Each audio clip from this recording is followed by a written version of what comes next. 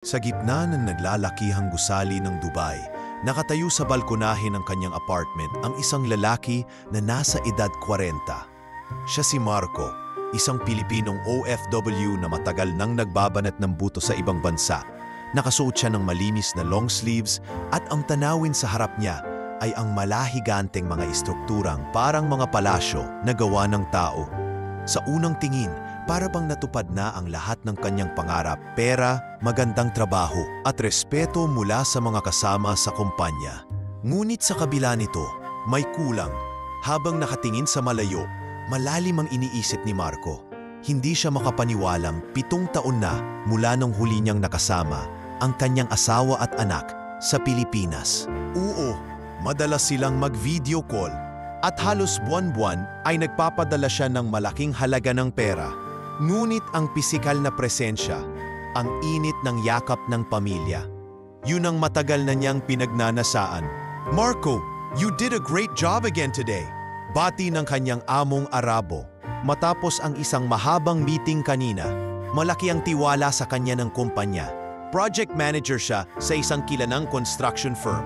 Malaki ang sahod, maraming benepisyo, at may mga alok pa ng promosyon. Ngunit kahit gaano kalaki ang kita, pakiramdam niya'y hindi sapat kung hindi niya nakikita ang masisilayan ang ngiti ng kanyang anak. Isang gabi, nakatanggap siya ng tawag mula sa kanyang asawa na si Lorna. Ang mukha nito'y nakapinta sa screen ng kanyang laptop. May ngiti, ngunit halatang may pagod. "Kamusta ka dyan, Marco? Ang gwapo mo pa rin kahit stressed," biro ni Lorna. Napangiti si Marco at tumawa ng mahina. "Ikaw naman, puro ka bola. Kamusta kayo ni Junjun? Kumakain ba ng maayos ang anak natin?" "Oo naman, huwag kang mag-alala. Malusog siya at masipag sa school. Lagi kanyang kinukwento sa mga kaklase niya. Lagi niyang sinasabi na ang tatay niya ay nagtatrabaho sa Dubai at nagpapadala ng chocolates." Sumingit si Junjun, 10 taong gulang pa lang. Ngunit kita na ang talino sa kanyang mga mata. Papa, gusto ko ng robot na remote control. Sabi ng kaklase ko meron daw silang ganon. Pwede ba, Papa?" Napatawa si Marco kahit may kirot sa puso. "Oo naman, anak. Basta mag-aral ka ng mabuti. Padadalhan kita." "Yehey, salamat po, Papa. Promise, magiging top ako sa klase," sigaw ng bata. Pagkatapos ng tawag, naupo si Marco sa kanyang kama. Oo, may ngiti siya habang kausap ang mag-ina, pero ramdam niya rin ang lungkot. Alam niyang hindi niya nakikita ang tunay na sitwasyon sa Pilipinas. Lagi kasing pinapakita ng kanyang asawa na ayos lang ang lahat, na may pagkain sa mesa, maayos ang kalagayan at masaya sila. Ngunit sa kaibuturan niya, may bumubulong na baka hindi ganon kasimple ang lahat. Kinabukasan, bumalik siya sa trabaho. Sa construction site, tumingin siya sa mga nagtatrabahong laborers mula iba't ibang bansa, Indiano, Pakistani at kapwa Pilipino. Tawis na pawis ang mga ito, nagtitiis sa ilalim ng matinding init ng araw. Naalala niya tuloy ang sarili nung nagsisimula pa lang. Isang ordinaryong trabahador na walang katiyakan kung makakain sa araw-araw. "Marco, balita ko uuwi ka na raw," tanong ng kanyang kaibigang si Ramon, kapwa Pilipino ring supervisor. Napabuntong hininga si Marco. "Oo, iniisip ko na. 7 taon na akong dito. Ang dami ko nang naipon, pero parang may kulang pa rin. Namimiss ko na ang pamilya ko." "Eh bakit hindi mo na lang sila ipasundo rito? Pwede mo naman silang kunin. Gusto ko sana. Pero ayokong iwan ang buhay sa Pilipinas. Gusto kong makasama sila sa sariling bayan, doon kung saan ako ipinanganak." Dumaan ang mga araw na halos parehong routine ang ginagawa ni Marco. Gising, trabaho, uwi at tawag sa pamilya. Ngunit sa bawat araw na lumilipas, mas tumitindi ang kagustuhan niyang umuwi. Isang gabi, habang nag-iisa sa kanyang apartment, binuksan niya ang kahon kung saan nakalagay ang kanyang mga alaala. Mga larawang kuha noong kasal nila ni Lorna, mga litrato ni Junjun noong sanggol pa, at ilang sulat mula sa asawa. "Hindi na ako makakapaghintay pa," bulong niya sa sarili. "Kailangan ko na silang makita." Nagpasya si Marco na magplano ng biglaang pag-uwi. Ayaw niyang sabihin agad sa asawa para masorpresa ang mga ito. Bumili siya ng mamahaling relo para kay Lorna at laruan naman para kay Junjun. Sa isip niya, magiging espesyal ang kanilang muling pagkikita. Ngunit bago iyon, meron pang pilit niyang pinuno ng kwento ang kanilang mga tawag. Lorna, sabi niya minsan, darating ang araw na hindi na ako aalis pa. Hindi na kita iiwan para magtrabaho sa ibang bansa. Gusto ko kasama ka palagi. Saglit na natahimik si Lorna bago sumagot. Sana nga, Marco. Sana nga. Hindi alam ni Marco na sa likod ng mga salitang iyon, may tinatago si Lorna. Isang bigat na ayaw nitong ipaalam upang hindi masira ang konsentrasyon ng asawa sa ibang bansa. Dumating ang araw na tuluyang nakapagpabook ng tiket si Marco. Habang nakaupo siya sa eroplano, hindi niya maitago ang kaba at pananabik. Sa isip niya ay simpleng eksena lang ang kanyang pag-uwi. Tatakbo si Junjun papalapit. Yayakapin siya ng asawa at sabay-sabay silang kakain ng masarap na hapunan. Ngunit hindi niya alam na ang kanyang pagbabalik ay magbubukas ng isang pintuan sa katotohanang matagal nang nakatago. At ang imaheng kanyang pinanghahawakan tungkol sa masayang pamilya ay hindi pala ganong kasimple sa realidad. Habang abala si Marco sa kanyang mga plano ng biglaang pagbabalik, sa Pilipinas naman ay ibang-iba ang realidad na pinagdaraanan ng kanyang asawa at anak. Sa isang maliit na baryo, sa gilid ng isang baryong maalikabok at puno ng ingay mula sa mga nagdaraan na truck, naroon ang kanilang inuupahang maliit na bahay. Hindi na ito tulad ng dati nilang inuuwian noon na mas maayos at maganda. Ngayon ay sira-sira na ang bubong at ang pader ay may mga bitak na, tanda ng pagdaan ng mga taon ng paghihirap. Si Lorna, nakasuot ng lumang duster, ay maagang nagigising upang ihanda ang almusal ni Junjun bago ito pumasok sa eskwela. Pero sa halip na masustansyang pagkain, tuyo at kanin lang ang kaya nilang pagsaluhan. Minsan nga, kapet tinapay na lang ang inuulam ng mag-ina. Ma, wag ka nang kumain. Sayo na lang po itong tuyo. Alok ni Junjun habang pinipisil ang kanyang kanin. Napangiti si Lorna at hinimas ang buhok ng anak. Hindi pwede, anak. Kailangan kong kumain para may lakas ako sa trabaho. Pero salamat sa iniisip mo si Mama. Kumain ka ng mabuti para malakas ka sa school. Tumango si Junjun pero halata sa kanyang mukha ang lungkot. Bata pa siya pero ramdam niya ang bigat ng sitwasyon. Sa likod ng lahat, ang dahilan ng kanilang paghihirap ay isang desisyon na inakala ni Lorna'y makabubuti. Noong mga unang taon ng panitatrabaho ni Marco sa Gubay, ipinagkatiwala ni Lorna ang malaking bahagi ng padala sa negosyo ng kanyang pinsan. Inakala niyang lalaki ito at makapagbibigay ng dagdag na kita. Ngunit isang gabi, biglang naglaho ang pinsan, iniwan silang baon sa utang at wala ni kahit anong puhunan. Hindi niya nasabi kay Marco ang katotohanan dahil natakot siya na baka masira ang tiwala nito. Kaya't sa halip, pinilit niyang itago ang lahat at nagsikap sa sariling paraan. Dumating ang puntong wala na silang pambayad sa renta at halos paalisin na sila ng may-ari ng bahay. Isang araw, nakatanggap siya ng balita mula sa kapitbahay na naghahanap ng mga manggagawa ang isang construction site malapit sa bayan. Hindi ito ang tipikal na trabaho ng mga babae, ngunit sa desperasyon, pumayag siya. Babae ka, Lorna. Sigurado ka bang kakayanin mo yan? Baka masaktan ka lang? Payo ng kapitbahay. Wala na akong ibang choice. Kailangan kong kumita. Hindi pwedeng kumasa lang ako sa padala ni Marco. Baka hindi kami makakain bukas. Sagot niya at doon nagsimula ang kanyang bagong landas. Sa unang araw niya sa construction site, damang-dama ni Lorna ang hirap. Mabibigat na sako ng buhangin, init ng araw at mga lalaking kasamahan na may halong pag-aalangan sa kanya. Pero pinilit niyang maging matatag. Sa tuwing naiisip niya si Junjun at ang kanyang kinabukasan, mas lalo siyang tumitibay. Ma, pwede ba akong sumama? Tanong ni Junjun isang araw nang makita ang pagod na pag-uwi ng ina. "Huwag anak, mag-aral ka na lang. Yan ang puhunan mo sa buhay." Sagot ni Lorna, bagamat bakas ang pag-aalala sa mukha.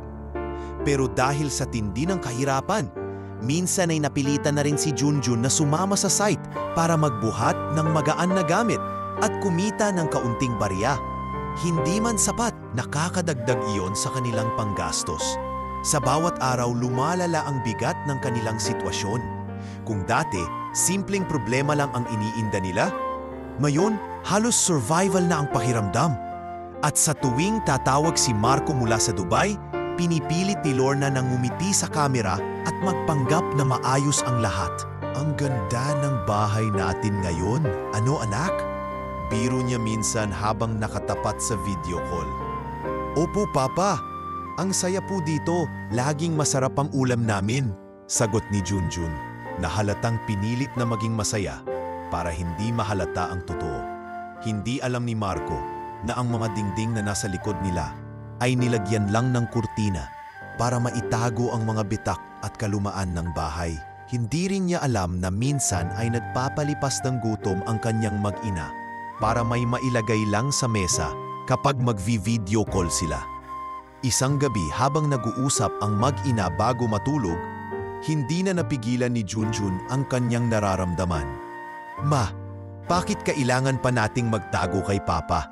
Hindi ba mas mabuti kung sabihin na lang natin ang totoo?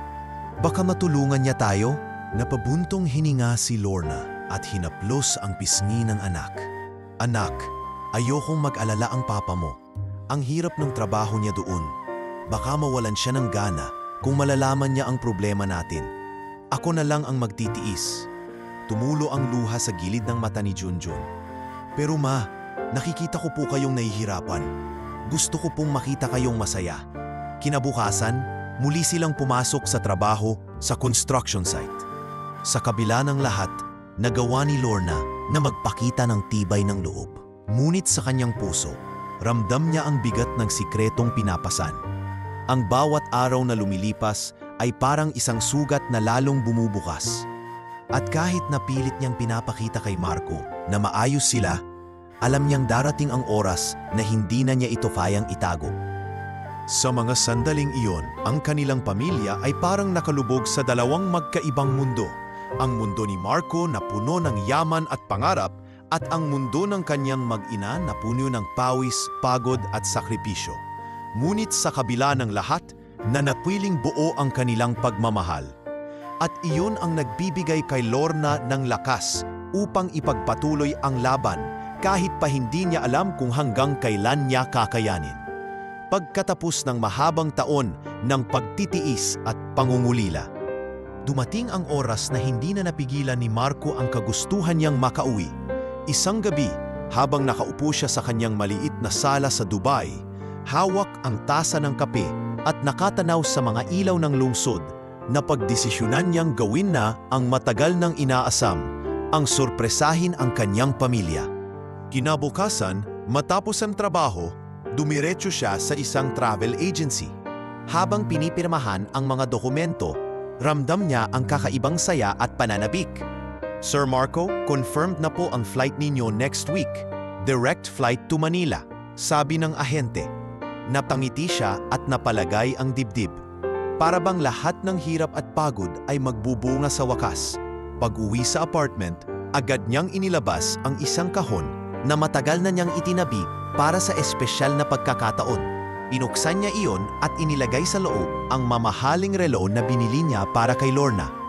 Isa itong mamahaling tatak, simbolo ng kanyang pagmamahal at ng lahat ng taon ng kanyang sakripisyo.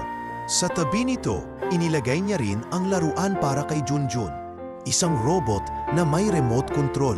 Eksaktong inilarawan ng anak niya noon sa video call. Habang inaayos ang mga gamit, nagbalik sa alaala niya ang mga nataraang taon. Naalala niya ang kasal nila ni Lorna, kung paanong pinangako niyang gagawin ang lahat para mabigyan ito ng maginhawang buhay. Naalala rin niya ang mga unang hakbang ni Junjun at kung paanong hindi niya nasaksihan iyon dahil nasa ibang bansa na siya noon. May pait na bumalot sa kanyang puso Ngunit higit sa lahat, naroon ang pangarap na makabawi sa lahat ng pagkukulang. Sa mga sumunod na araw, mas naging masigla si Marco. Sa trabaho, napansin ng kanyang mga kasamahan ang kanyang kasiyahan. Parang ang saya mo ngayon, Marco. Anong meron? Anang ni Ramon, ang kaibigang Pilipino rin. Napangiti si Marco at sagot niya, "Uuwi na ako, pare. Hindi na ako makapaghintay na makita ang pamilya ko." "Talaga? Sigurado akong matutuwa sila. Ang tagal mo na ring hindi umuuwi." "Oo, gusto kong makita ang gulat sa mga mata nila. Ang saya. Lalo na si Junjun, gusto kong makita ang reaksyon niya kapag binigay ko tong laruan." Gabi-gabi, habang papalapit ang araw ng kanyang pag-uwi, iniisip niya kung paano niya gagawin ang sorpresa. Minsan, pinipikit niya ang mga mata at inaalala ang eksenang tatakbo si Junjun papunta sa kanya. Yayakapin siya ni Lorna at magkakasama silang muli sa isang hapunan. Hindi niya maiwasang mapaluha sa sobrang tuwa at pananabik. Ngunit sa kabila ng lahat, pinanatili niya ang sikreto. Sa kanilang mga tawag, wala siyang binabanggit. "Kamusta ka dyan, Marco?" tanong ni Lorna sa isang tawag. "Ayos lang ako. Medyo pagod, pero kaya pa rin." "Ikaw, kamusta ka?" sagot ni Marco habang pinipilit itago ang kilig na nararamdaman. "Ganun pa rin. Simpleng buhay lang. Basta wag kang mag-alala. Okay kami rito." Tugon ni Lorna, hindi alam na may malaking sorpresa ang asawa. Isang gabi bago ang kanyang flight, umupo siya at nagsulat ng isang maikling sulat para sa pamilya. Hindi niya ito ibibigay agad, ngunit nais niyang iwanan bilang alaala. "Lorna at Junjun, lahat ng sakripisyo ko ay para sa inyo. Sa bawat araw na lumipas na wala ako sa tabi ninyo, sinisiguro ko na balang araw, babawi ako. Ito na iyon, simula bukas, wala ng distansya. Mahal na mahal ko ngayon." Dumating ang araw ng kanyang flight. Habang nasa paliparan, dala-dala niya ang kanyang maleta at sa kanyang puso, dala-dala niya ang bigat ng taon ng pagkakalayo. Sa eroplano, nakatanaw siya sa ulap habang iniisip ang kanilang muling pagkikita. "Papa, hintayin mo lang. Malapit na akong umuwi." Bulong niya sa sarili, halos nakangiti habang tumutulo ang luha.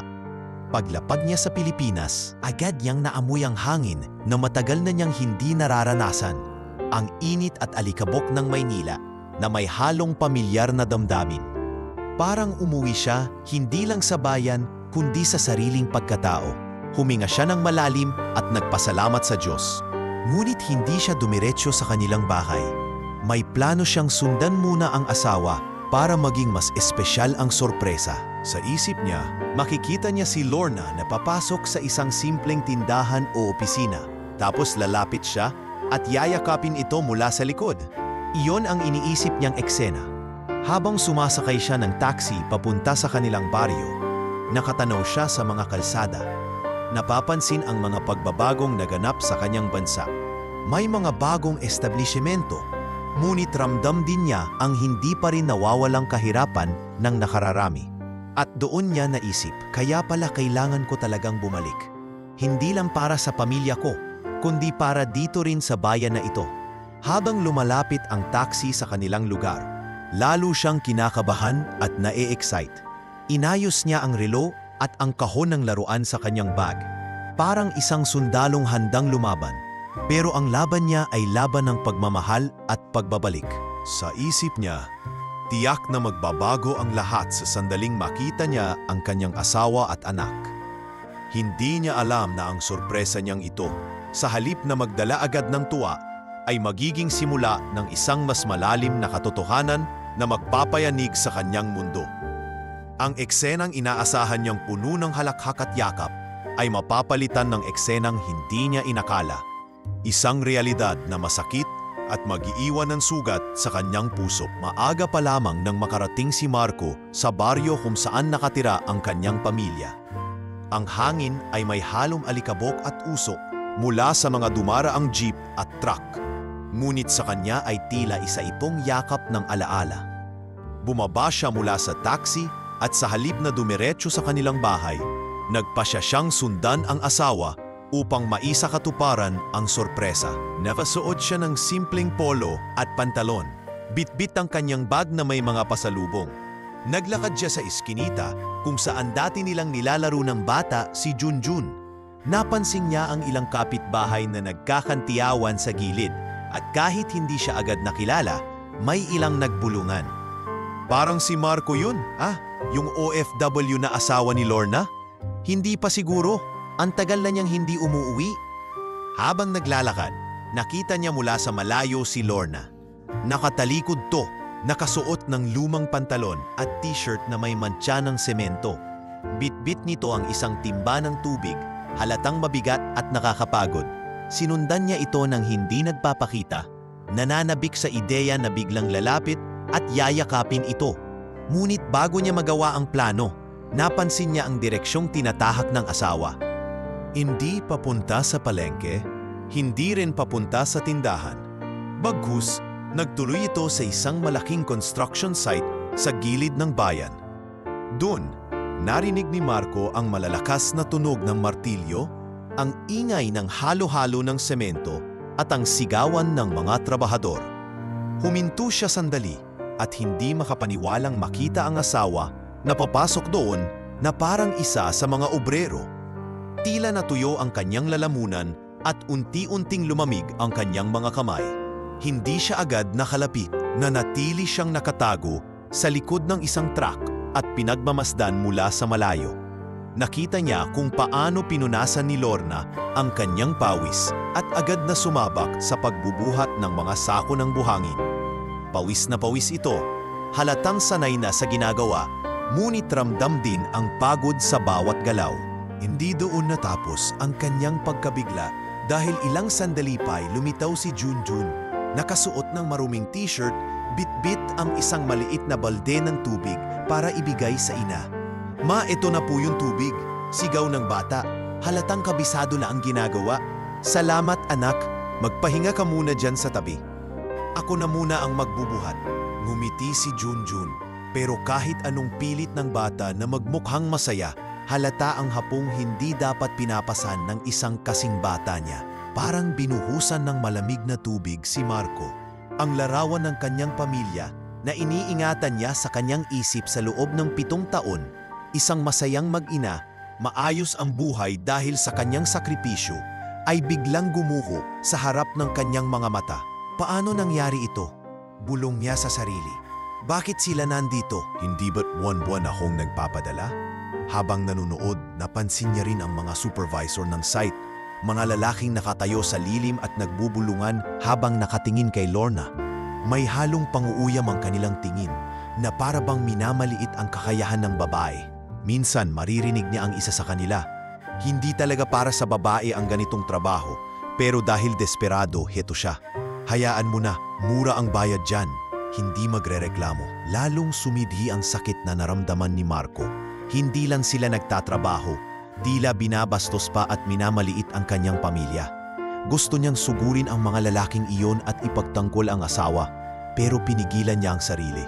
Gusto niyang maintindihan muna ang lahat bago magpakita. Makalipas ang ilang oras, nakita niyang nagsimulang magtulungan ang mag-ina sa pag-aayos ng mga bakal at simento. Nakatayo si Junjun sa tabi ng kanyang ina, nagpupunas ng pawis gamit ang panyo. Ang mga kamay ng bata ay puro kalyo na, tanda ng patrabaho na lampas sa kanyang edad. Doon hindi na napigilan ni Marco ang panginginig ng kanyang katawan. "Diyos ko," bulong niya habang pinipigilan ang luha. "Anong ginawa ko? Bakit ko sila iniwan ng ganito?" Gusto na niyang lumapit at yakapin ang dalawa, ngunit parang nakapako ang kanyang mga paa sa lupa. Nanatili siyang nakasilip mula sa likod ng truck, nakamasid, nakikinig sa bawat salita ng kanyang asawa at anak. "Ma, huwag ka masyadong magbuhat. Ako na po," alok ni Junjun habang sinusubukang buhatin ang isang kahon. "Huwag anak, bata ka pa. Ako na lang. Basta lagi ming tatandaan, lahat ng ito ay para sa kinabukasan mo." "Opo ma, pangarap ko pong maging engineer balang araw para hindi na po tayo magtrabaho ng ganito." Napangiti si Lorna kahit pagod na pagod at hinalikan ang anak sa noo. "Aabot tayo dyan anak, magtiwala ka lang." Parang pinilipit ang puso ni Marco sa eksenang iyon. Hindi niya akalain na sa kabila ng lahat ng kanyang pinaghirapan at ipinadala, nararanasan pa rin ng kanyang pamilya ang ganitong uri ng buhay. Isang buhay na pinaniniwalaan niyang nailayo na niya sa kanila. Habang palubog ang araw, unti-unti nang nagsipagtigil ang mga trabahador. Nakita niyang sabay na umupo ang kanyang mag-ina sa gilid, humihinga ng malalim, pagod, ngunit magkahawak ang kamay. Doon niya naramdaman ang pinakamabigat na kirot, hindi lang dahil sa nakitang hirap nila, kundi dahil wala siya roon sa mga panahong iyon. At sa mga sandaling iyon, sa gitna ng putikan, pawis at alikabok, nagpasya si Marco na harapin ang katotohanan. Hindi na siya makakapagtagal sa pagtatago. Kailangan niyang lumapit at ipakita sa kanyang pamilya na narito na siya at hindi na sila kailanman magdaranas ng ganitong hirap. Dahan-dahan siyang lumabas mula sa kanyang pinagtataguan at bawat hakbang ay mabigat, puno ng kaba at takot sa magiging reaksyon ng asawa at anak. Ngunit higit sa lahat, puno rin ito ng pag-ibig at pangakong hindi na muli niyang hahayaang maghirap ang kanyang pamilya. Nang lumapit si Marco sa construction site, mabigat ang bawat hakbang niya. Halos runginig ang kanyang mga tuhod sa kaba at sakit. Nakita niya ang asawa niyang si Lorna na nakayupo habang tinupunasan ng pawis. At si Junjun naman ay nakasandal sa isang kahoy, tila pagod na pagod. Sa unang pagkakataon matapos ang 7 taon, naroon na siya. Ilang metro lang ang layo, ngunit tila napakalayo pa rin dahil hindi niya alam kung paano sisimulan ng lahat. Lorna, mahina niyang tawag, halos hindi marinig sa ingay ng paligid. Napalingon si Lorna at sa isang iglap, namutla ang mukha nito. Nabitiwan niya ang hawak na timba at halos mabuwal sa pagkagulat.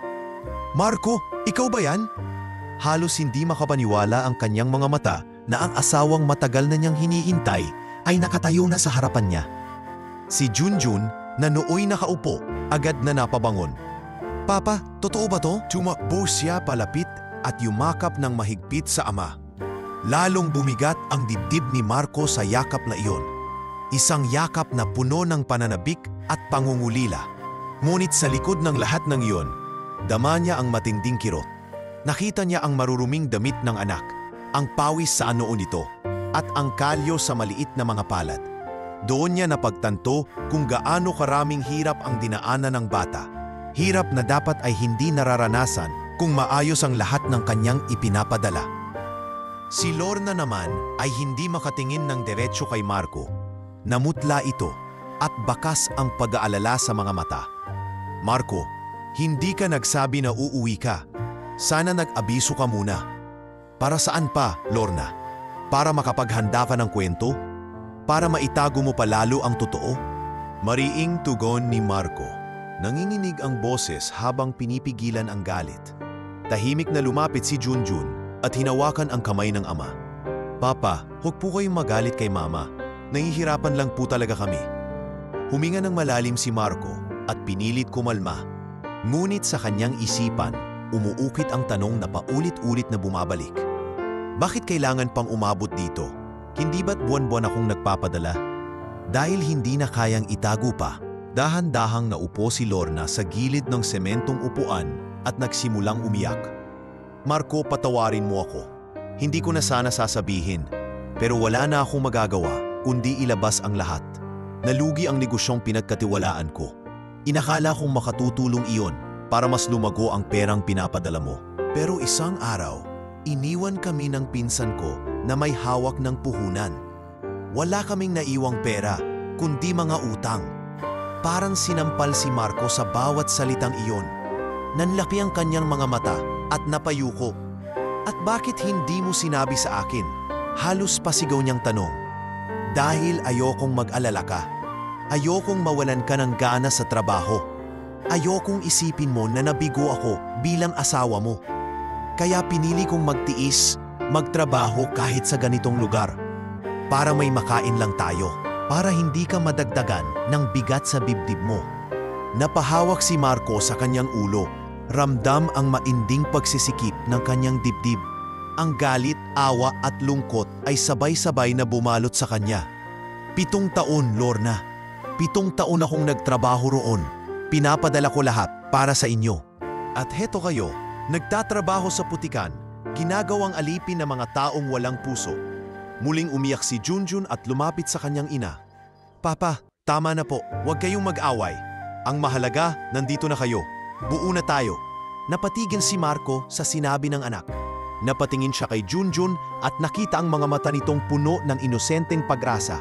Hindi ito ang oras para sisihin o magalit. Kailangan niyang yakapin ang katotohanan at alalahanin ang tunay na dahilan kung bakit siya umuwi. Para sa pamilya. Lumapit siya kay Lorna at marahang hinawakan ang balikat nito. Mahirap man tanggapin ang nangyari, pero pamilya kita.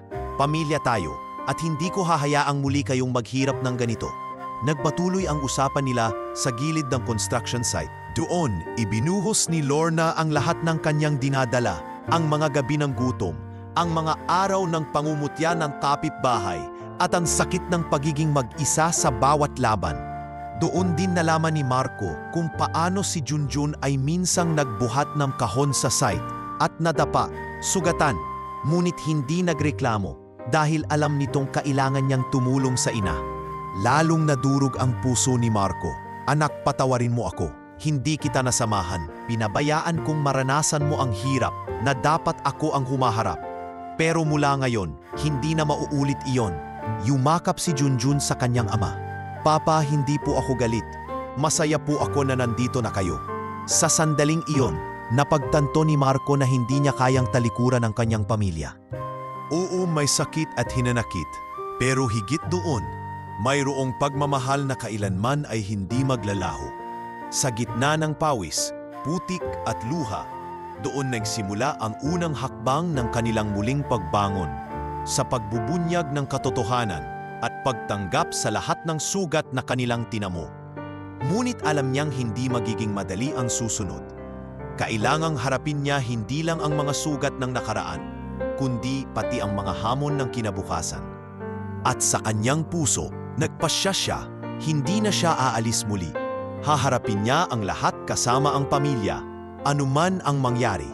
Matapos ang pagbubunyag ng lahat ng nangyari, nanatiling tahimik ang paligid. Ang mga trabahador sa construction site ay unti-unting nagsialis na, nagsiuwian sa kani-kanilang bahay, ngunit naiwan sa gitna ng site sina Marco, Lorna at Junjun.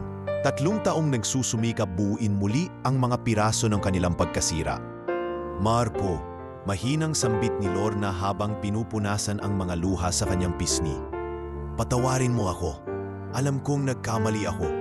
Hindi ko sana dapat itinago sa'yo. Natakot lang talaga ako. Nakatayo si Marco, nakahalukip-kip at nakatingin sa lupa. Mabigat ang kanyang dibdib. Parang naglalaban ang dalawang tinig sa loob niya. Ang isa'y galit na nagtutulak na sisihin si Lorna at ang isa namay pagmamahal na humihiling ng pagpapatawad. Bakit, Lorna? Sa wakas ay binitiwan niya ang mga salitang mabigat sa dila. Bakit kailangan pang itago? Hindi mo ba ako pinagkatiwalaan? Hindi ba't asawa mo ako? Hindi ba't ako ang dapat mong takbuhan kapag may problema? Napatungo si Lorna, halos hindi makatingin sa kanyang asawa. Pinagkatiwalaan kita, Marco. Pero higit pa roon, gusto kong protektahan ka. Alam kong pagod ka na sa trabaho mo sa Dubai. Alam kong hirap ka na rin. Kung sinabi ko ang lahat, baka mas lalo ka pang manghina. Ayokong isipin mo na pumalpak ako bilang asawa, bilang ina. Kaya ako na lang ang nagtiis. Hindi nakasagot agad si Marco. Tila isang matalim na kutsilyo ang bumaon sa kanyang puso sa bawat salitang iyon. Naroon ang sakit ng pagtaksil ng tiwala, ngunit naroon din ang pagkaunawa na ang asawa niya'y nagsakripisyo rin sa sariling paraan. Mahinang tinig ni Junjun. Lumapit at hinawakan ang kamay ng kanyang ama. Huwag ka nang magalit kay Mama. Ginawa niya yon kasi gusto niya akong mapakain. Gusto niya akong mabuhay. Kung wala si Mama, baka wala na rin ako. Napapikit si Marco at doon tuluyang bumigay ang mga luhang pinipigilan niya mula pa kanina. Lumuhod siya at niyaap ang anak ng mahigpit. Patawarin mo ako, anak. Patawarin mo ako sa lahat ng pagkukulang ko. Patawarin mo ako kung pinabayaan kitang magdanas ng hirap. Hindi ko nahahayaang mangyari ulit ito. Naiyak si Lorna habang pinagmamasdan ang mag-ama. Lumapit siya at yumuko sa tabi nila, sabay hawak sa braso ni Marco. Marco, hindi ko hiningi ang lahat ng ito para masaktan ka. Ginawa ko lang ang alam kong kaya kong gawin. Nagkulang ako, oo, pero mahal na mahal kita. Mahal ko kayo ni Junjun higit sa buhay ko. Tumingin si Marco sa asawa at sa unang pagkakataon mula nang makita niya ang mga ito sa construction site, nakaramdam siya ng kaunting ginhawa. Nakita niya sa mga mata ni Lorna ang katapatan, ang pagsisisi at higit sa lahat ang pagmamahal. Lorna, galit ako. Oo, galit ako kasi hindi mo sinabi. Pero higit sa lahat, natatakot ako. Natatakot ako na habang pinapaniwalaan mo akong maayos ang lahat, nandito pala kayo, nagpapakapagod, pinapasa ng bigat na dapat ako ang nagdadala. Hindi ko alam kung paano ko tatanggapin yun. Huwag mo nang pasanin mag-isa, Marco. Sagot ni Lorna, humahagulhol. Ngayon nandito ka na, harapin natin to. Magkasama tayo. Wala nang sikreto, wala nang itatago. Sabihin nating lahat ng totoo sa isa't isa. Sandaling katahimikan ang sumunod, tanging pag-iyak ni Lorna at paghinga ni Marco ang maririnig. Ngunit sa gitna ng katahimikang iyon, nagpasya si Marco. Tumayo siya, itinayo rin ng asawa, at mahigpit itong niyakap. Simula ngayon, wala nang lihim, wala nang pagtatago. Tayong tatlo, haharapin natin ang lahat, magkasama. Hindi na ako aalis, hindi ko na kayo iiwan. Naramdaman ni Lorna ang init ng yakap ni Marco at doon siya tuluyang nakaramdam ng pag-asa. Sa wakas, matapos ang mga taon ng pagtitiis at pagtatago, naramdaman niya ang kaligtasan sa mga bisig ng kanyang asawa. Kinabukasan, maagang nagising si Marco. Imbes na matulog pa mula sa pagod ng biyahe, sinamahan niya ang asawa at anak. Nakita niya kung papaano nagsisimula ang araw ng dalawa. Paghahanda ng simpleng agahan, paglalakad ni Junjun papuntang eskwela, at ang pagbabalik ni Lorna sa construction site. Ngunit ngayong kasama na siya, iba na ang lahat. Lumapit siya sa asawa at mahigpit na hinawakan ang kamay nito. Hindi ka na magtatrabaho mag-isa rito. Kasama mo na ako. Babalik tayo sa bahay bilang pamilya. Medyo nag-aalangan pa si Lorna, ngunit sa titig ni Marco, naramdaman niya ang katotohanan ng mga salita nito. Ang bigat sa kanyang puso ay bahagyang gumaan. Salamat Marco, salamat at nandito ka na. Pag-uwi nila, nagkaroon ng mahabang pag-uusap ang mag-asawa. Doon inilatag nila ang lahat ng detalye, ang mga utang, ang mga pagkakamali, at ang mga pangarap na muntik nang mawala. Hindi na ito gaya ng dati, kung saan puro pagtatago at pagpapanggap. Ngayon, ito'y bukas at tapat. Hindi tayo mawawalan ng paraan, Lorna. Matatag na wika ni Marco. May naipon ako, maaari nating gamitin yon para makapagsimula muli. Hindi man ganun kalaki, pero sapat para magsimula ng maliit na negosyo. Hindi na kailangang magpakahirap sa site na ito. Sa unang pagkakataon matapos ang matagal na panahon, kumislap ang pag-asa sa mga mata ni Lorna. Totoo ba, Marco? Pwede pa tayong magsimula ulit? Bakit hindi? Basta magkasama tayo, kaya natin. Samantala, si Junjun na tahimik na nakikinig ay biglang ngumiti at yumakap sa dalawa. Salamat po, Mama, Papa. Ngayon, hindi na ako matatakot. Buo na ulit tayo. At doon nagsimula ang panibagong kabanata ng kanilang pamilya. Isang kabanata na hindi batay sa mga lihim o pagpapanggap, kundi sa katotohanan, pagtitiwala at pagmamahal. Sa kabila ng sugat ng nakaraan, handa silang magsimula at iyon ang pinakamahalagang bagay. Sa kabila ng pagyakap at mga pangakong binitiwan noong gabing iyon, hindi pa rin tuluyang gumaan ang loob ni Marco. Habang nakahiga siya sa kanilang maliit na kama, hindi siya dalawin ng antok kang bawat salita ni Lorna. Ang mga pagkukulang, ang mga lihim, ang mga taon ng paghihirap na itinago ay paulit-ulit na umaalingaw-ngaw sa kanyang isipan. 7 taon, bulong niya sa sarili, nakatitig sa kisame. 7 taon kong pinaghirapan lahat sa ibang bansa. 7 taon kong pinasan ang lungkot at layo. At sa lahat ng iyon, hindi ko man lang alam ang tunay na nangyayari dito. Kinabukasan, sa halip na may magaan na pag-uusap, mas mabigat ang simula ng kanilang araw. Tahimik na nagluto si Lorna ng agahan habang si Marco ay nakaupulan sa gilid, nakapingin sa kawalan. Marco, kain na tayo? Maingat na yaya ni Lorna. Ngunit hindi siya kumilos agad. "Kumakain kayo ng ganito araw-araw?" Tanong niyang malamig ang tono, pinuro ang simpleng lugaw sa mesa. Kung minsan, akala ng mga tao, "Mas malala pa dyan," sagot ni Lorna, nakayukong parang nahihiya. Napalakas ang buntong hininga ni Marco. "Lorna, paano mo kinaya ang lahat ng ito nang hindi sinasabi sa akin? Paano mo nagawa na hayaan ang anak natin na tumulong sa trabaho, magdanas ng hirap, habang iniisip ko roon sa Dubai na maayos kayo?" Hindi nakasagot agad si Lorna, at sa halip ay muling namuo ang luha sa kanyang mga mata. "Natatakot lang talaga ako, Marco. Natatakot akong mawala ang tiwala mo." Muling sumiklab ang galit ni Marco. "Tiwala? Paano ko pa ibibigay ang tiwala kung itinago mo ang lahat ng to? Hindi lang ako ang niloko mo, Lorna. Pati si Junjun, pati ang sarili mong anak." Dito na pumasok si Junjun, hawak ang kanyang lumang bag pang-eskwela. Narinig niya ang sigawan ng mga magulang at agad na lumapit. "Papa, tama na po. Huwag na po kayong mag-away." Pero hindi napigilan ni Marco ang bugso ng damdamin. "Anak, dapat hindi ka na nagtatrabaho ng ganun. Dapat nag-aral ka lang at naglalaro, hindi nagpapakapagod sa construction site." Lumapit si Junjun at mahigpit na yumakap sa kanyang ama. "Papa, hindi ako galit kay Mama. Ginawa lang niya yon kasi wala na kaming ibang paraan. Kung hindi siya nagtrabaho, baka wala na kaming makain. Baka wala na akong pang-aral." Parang biglang nahimasmasan si Marco sa sinabi ng bata. Tumigil siya, huminga ng malalim at tumingin sa anak. Nakita niya ang mga mata nitong puno ng inosenteng pag-unawa, kahit pa bata pa ito. Doon niya naisip na ang galit niya, kung hindi niya mapipigilan, ay unti-unting makasisira sa kanilang pamilya. Ngunit hindi madaling lunukin ang hinanakit. Sa mga sumunod na araw, ramdam ni Lorna ang lamig ng asawa.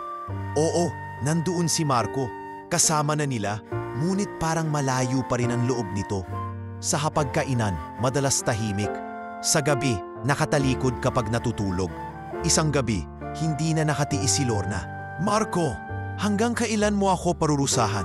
Hanggang kailan ka magiging malamig sa akin? Hanggang sa mawala ang sakit na dulot ng pagtatago mo." Mariing sagot ni Marco, halos hindi tinitingnan ng asawa. "Pero Marco," nanginginig ang boses ni Lorna, "hindi ba't mas importante na buo tayo ngayon? Hindi ba't dapat magpasalamat tayo na kahit papaano, nalampasan natin ang lahat ng iyon?"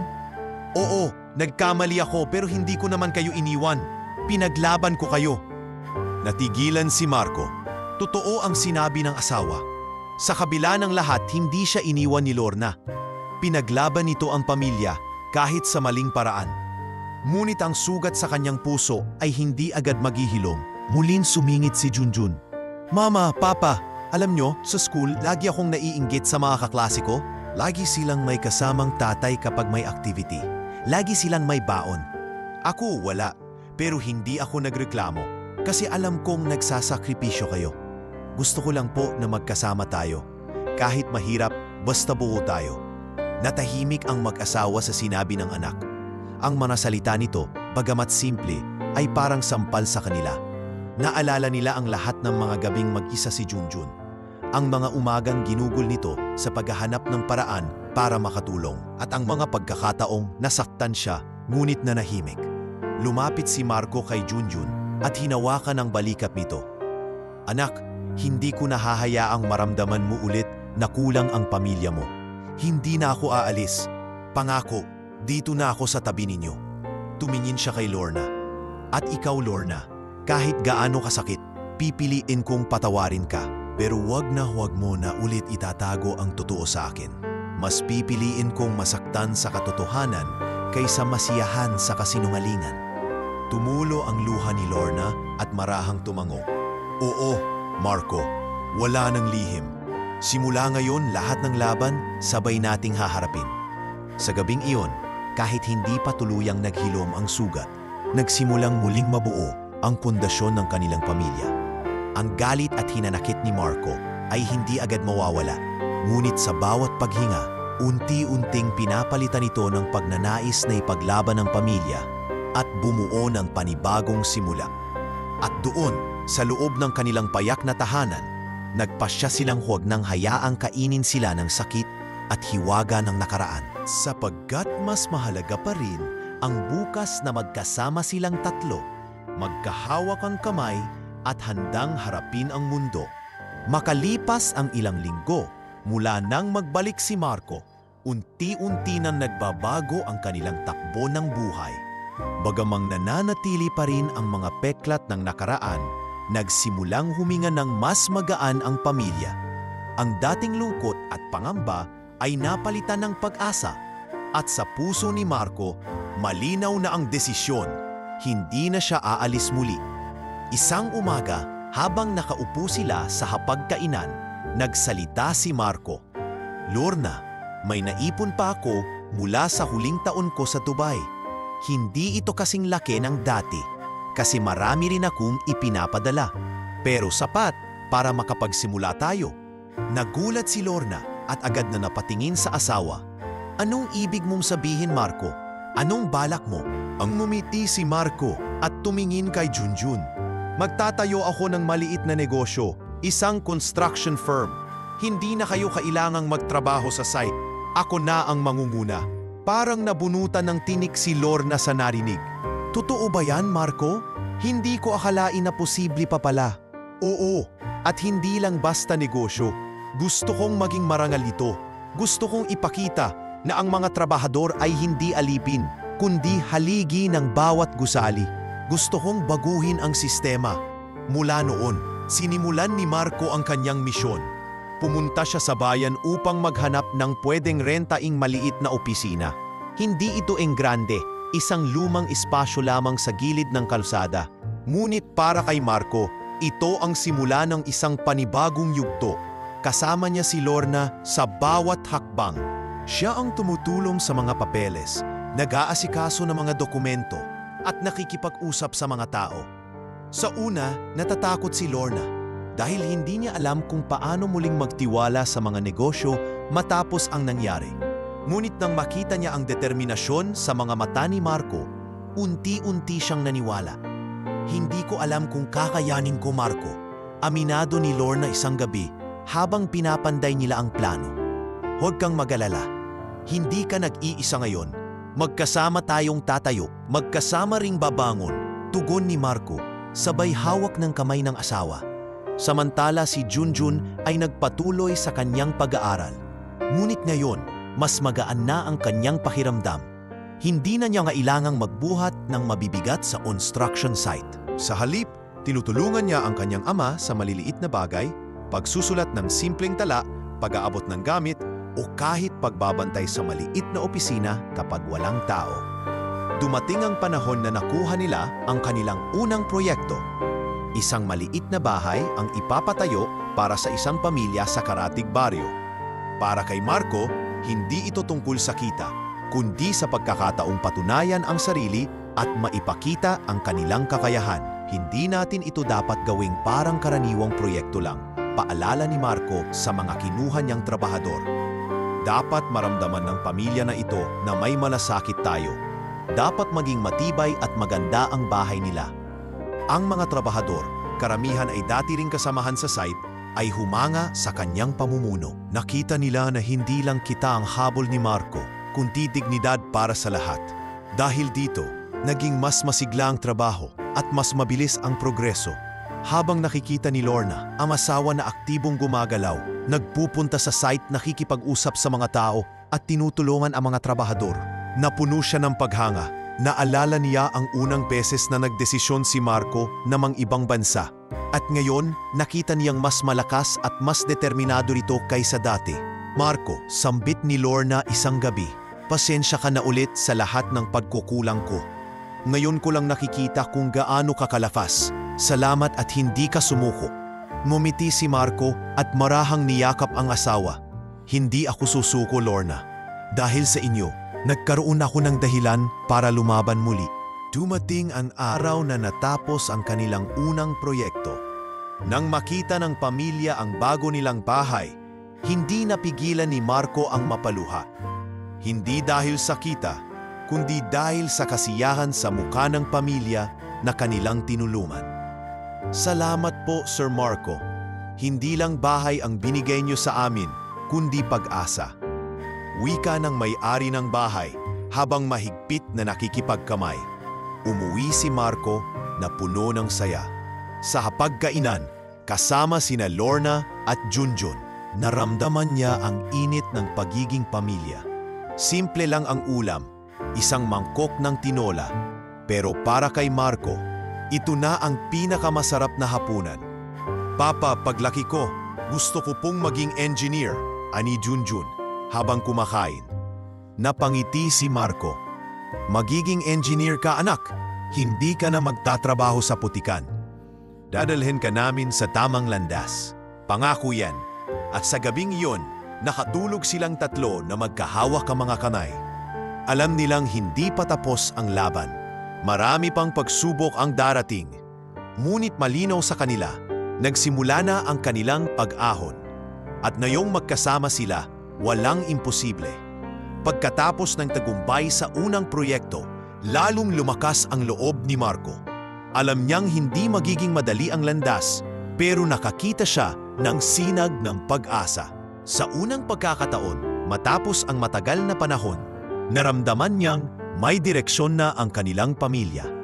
Isang umaga, habang nakaupo sila ni Lorna sa maliit na opisina na kanilang nerentahan, nag-usap silang dalawa ng masinsinan.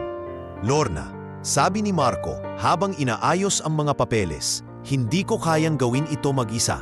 Kailangan ko ang tulong mo. Alam kong maraming bagay kang pinagdaanan, pero alam ko ring malakas ka. Kaya mo to. Nagulat si Lorna. Ako? Marco, hindi ako sanay sa ganitong mga bagay. Hindi ko alam kung kaya kong maging katuwang mo sa negosyo. Ngumiti si Marco at hinawakan ang kamay ng asawa. Hindi ko kailangan ng eksperto, Lorna. Ang kailangan ko ay taong mapagkakatiwalaan, taong may puso, at yun ay ikaw. Sa unang pagkakataon matapos ang lahat ng nangyari, nakaramdam si Lorna ng matinding halaga. Hindi na siya itinatago ni Marco sa gilid ng kanyang mga plano. Ngayon, isa na siyang bahagi ng bawat desisyon. Dahil dito, unti-unting bumalik ang kumpiyansa sa sarili ni Lorna. Simula noon, naging katuwang niya ito sa lahat. Si Lorna ang humahawak ng mga papeles at nakikipag-usap sa mga kliyente. Habang si Marco naman ang nag-aasikaso sa operasyon ng site at pakikipag-ugnayan sa mga trabahador. Hindi naging madali ang proseso. Minsan ay napapagalitan sila ng mga opisyal sa City Hall dahil kulang ang requirements. Minsan ay nalilito sila sa tamang paraan ng pagproseso ng permit. Ngunit sa bawat problema, sabay nilang hinaharap. Samantala, si Junjun ay naging mas masigasig sa pag-aaral. Alam niyang may malaking responsibilidad ang kanyang mga magulang, kaya't pinilit niyang maging mas maayos sa paaralan. Tuwing uwian, dumidiretso siya sa opisina at tinutulungan ang mga magulang sa mga simpleng bagay. Papa, ako na pong mag-aayos ng resibo.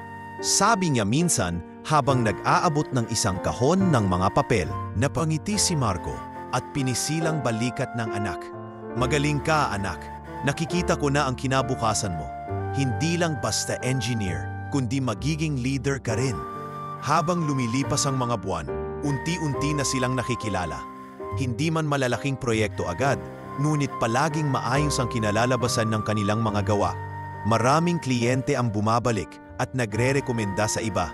Si Marco at ang kanyang team maaasahan. Hindi lang sila gumagawa ng bahay. Gumagawa sila ng tahanan, madalas na maririnig nila mula sa mga tao. Ngunit higit pa sa negosyo, ang pinakamalaking pagbabago ay ang relasyon ng pamilya. Kung dati ay puno ng lihim at lamig, ngayon ay bukas at puno ng tiwala. Tuwing gabi, kahit pagod mula sa trabaho, nag-uusap sila sa hapagkainan tungkol sa mga plano. Marco, sabi ni Lorna minsan, balang araw gusto kong magkaroon tayo ng sariling building para sa opisina. Hindi lang maliit na espasyo, kundi isang lugar na masasabi nating atin talaga. Darating tayo dyan, Lorna. Basta magkasama tayo, tugon ni Marco na may kumpiyansa. Sa komunidad, unti-unti ring nakikita ng mga kapitbahay ang pagbabago. Ang dating mag-inang nakikita sa construction site bilang mga obrerong halos alipin ng hirap, ngayon ay nakikita na bilang haligi ng pagbangon. maraming babae ang lumalapit kay Lorna, humihingi ng payo. Paano mo nagawa, Lorna? Paano mo nakayanan ang lahat ng iyon? Ngumiti lamang siya at sagot, dahil sa pamilya, kapag mahal mo sila, kahit anong hirap, kakayanin mo. Pero higit sa lahat, kapag nagkasama kayo, mas madali ang lahat. Hindi rin nafaligtas sa pansin ng kanilang anak ang bagong sigla ng kanyang mga magulang. Isang gabi, habang nakaupo silang tatlo, biglang nagsalita si Junjun. Papa, Mama, sobrang saya ko na nakikitang ko kayong nagtutulungan. Parang hindi na kayo nag-aaway. Alam ko po na darating ang araw, magiging malaki na ang kumpanya natin. Tumawa si Marco at hinimas ang ulo ng anak. Hindi lang ito kumpanya natin, anak. Ito ay para sa mga trabahador na katulad ng dati nating mga kasamahan. Para sa mga pamilyang nangangarap ng disenteng tahanan. At higit sa lahat, para sa iyo at sa kinabukasan mo. Sa mga salitang iyon, nakaramdam si Lorna ng matinding pasasalamat. Hindi siya iniwan ni Marco kahit na nagkamali siya. Bagkus, ginawa siyang katuwang at muling binigyan ng tiwala. At sa tuwing naiisip niya iyon, lalo siyang ginaganahang magpatuloy. Minsan, habang magkasama silang nag-aayos ng mga papeles, napatingin si Lorna kay Marco at napangiti. Marco, salamat ha. Kung hindi ka bumalik, baka hanggang ngayon, nasa construction site pa rin kami ni Junjun. Pero ngayon, nararamdaman ko na may kinabukasan na tayo. Ngumiti si Marco at sumagot, hindi na tayo babalik sa dati, Lorna. Hindi na. Ang kanilang pagsasanib puwersa ay hindi lamang nagbigay ng panibagong simula, kundi ng mas malalim na ugnayan. Sa kabila ng lahat ng sugat at pagkakamali, nakatayo silang matatag, mag-asawa, magulang, at higit sa lahat, magkaagapay sa pagbangon ng kanilang pamilya. At sa bawat araw na lumilipas, unti-unti nilang nararamdaman na ang dating bangungot ay napapalitan na ng pangarap na sabay-sabay nilang tinutupad. Habang patuloy na lumalago ang maliit na construction firm ni Marco at Lorna, unti-unti na rin silang nakikilala sa komunidad. Dumadami ang kanilang proyekto at parami ang mga trabahador na gustong sumama sa kanilang kumpanya dahil sa maganda at makataong trato. Ngunit kasabay ng kanilang pag-angat, dumating ang bagong hamon, isang malaking kontrabida sa kanilang buhay. Isang hapon, habang nasa opisina sila ni Lorna at inaayos ang mga papeles, pumasok ang isa sa kanilang bagong tauhan, si Nestor, na halatang nag-aalala. Sir, ma'am, may balita ako. Nabalitaan ko mula sa kaibigan kong nagtatrabaho sa isang malaking kumpanya. Si Don Roberto daw, yung pinakamayamang kontraktor dito sa probinsya, ay nagagalit sa mabilis na pag-angat ninyo. Napakunot ang noo ni Marco. Don Roberto? Sino siya? Si Lorna ang agad na sumagot. Narinig ko na siya. Isa siyang kilalang kontraktor dito. Halos lahat ng malalaking gusali at proyekto hawak niya. Sikat siya pero kilala rin sa pagiging gahaman. Hindi siya natutuwa kapag may bagong kumpanyang pumapasok sa teritoryo niya. Tila napuno ng bigat ang silid. Alam nilang hindi simpleng kalaban ang haharapin nila. Si Don Roberto ay hindi lang basta mayaman, kundi may impluensya rin sa gobyerno at mga opisyal sa bayan. Kinagabihan, habang kumakain sila ng hapunan, binanggit ni Marco kay Junjun ang sitwasyon. Anak, baka sa mga susunod na araw ay may makarinig ka ng masasamang salita tungkol sa atin. Huwag kang matatakot. Tandaan mo, ginagawa natin ang lahat ng marangal. Opo, Papa, tugon ni Junjun. Alam ko pong kaya niyong labanan kahit sino, basta magkasama tayo. At dumating na nga ang unang pag-atake ni Don Roberto. Kinabukasan, habang inaasikaso ni Marco ang isang bagong kontrata para sa pagtatayo ng isang maliit na paaralan, bigla siyang pinigilan ng isang opisyal mula sa munisipyo. Pasensya ka na, Marco. Hindi pa namin pwedeng aprobahan ang permit mo. May mga kulang pa raw na dokumento. Nagulat si Marco. Imposible yon. Kompleto ang requirements namin. Heto ang lahat ng papeles. Ngunit tumanggi ang opisyal at nagiwas ng tingin. Utos mula sa itaas. Hindi ko na rin kayang labagin. Doon na siya nakasiguro. Pinakikialaman na sila ni Don Roberto. Pag-uwi niya, agad niyang sinabi kay Lorna, "Totoo nga, pinipigilan na tayo ng tao niya. Ginagamit niya ang impluensya niya para hindi tayo makakuha ng proyekto." Kinabukasan, dumalaw mismo si Don Roberto sa kanilang maliit na opisina. Dumating siya sakay ng iim na SUV, nakasuot ng mamahaling barong at may kasamang 2 tauhan na halatang mga bodyguard. Pagpasok niya sa loob, agad niyang tiningnan si Marco mula ulo hanggang paa na parang minamaliit. "Ikaw ba si Marco?" malamig niyang tanong. "Oo," matatag na sagot ni Marco, tumayo at hinarap siya. "Ako si Don Roberto, naririnig ko ang pamalan mo sa bayan.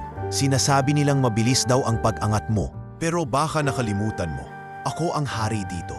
Walang negosyong uusbong nang hindi dumadaan sa akin." Hindi natinag si Marco. "Kung hari ka man, hindi ibig sabihin ay alipin mo ang lahat. Hindi ako nagtayo ng kumpanyang ito para yumaman lang. Nagtayo ako para sa mga trabahador, para sa mga pamilyang nangangailangan ng tahanan." Napailing si Don Roberto at ngumiti ng may pang-uyam. "Maganda ang salita mo. Pero sa mundong ito, hindi sapat ang magandang salita. Lakas at pera ang puhunan dito. Kung ayaw mong masira, umalis ka na habang maaga pa." Nag-init ang dugo ni Lorna sa narinig. "Wala kang karapatang bastusin ang asawa ko. Kung pera lang ang basehan mo, mas masahol ka pa sa magnanakaw. Ang pamilya namin ay nagtatrabaho ng marangal at hindi namin kailanman ipagpapalit ang prinsipyo namin para sa kagustuhan mo." Sandaling natahimik ang opisina. Ang mga tauhan ni Don Roberto ay tila handa ng manghimasok, ngunit pinigilan sila ng amo. "Malalakas ang loob nyo. Sige, tignan natin kung hanggang saan aabot ang tapang nyo." Pagkatapos na manasalitang iyon, umalis si Don Roberto. Naiwan ang banta sa kanilang isipan. Pagkaalis niya, bumuntong hininga si Marco.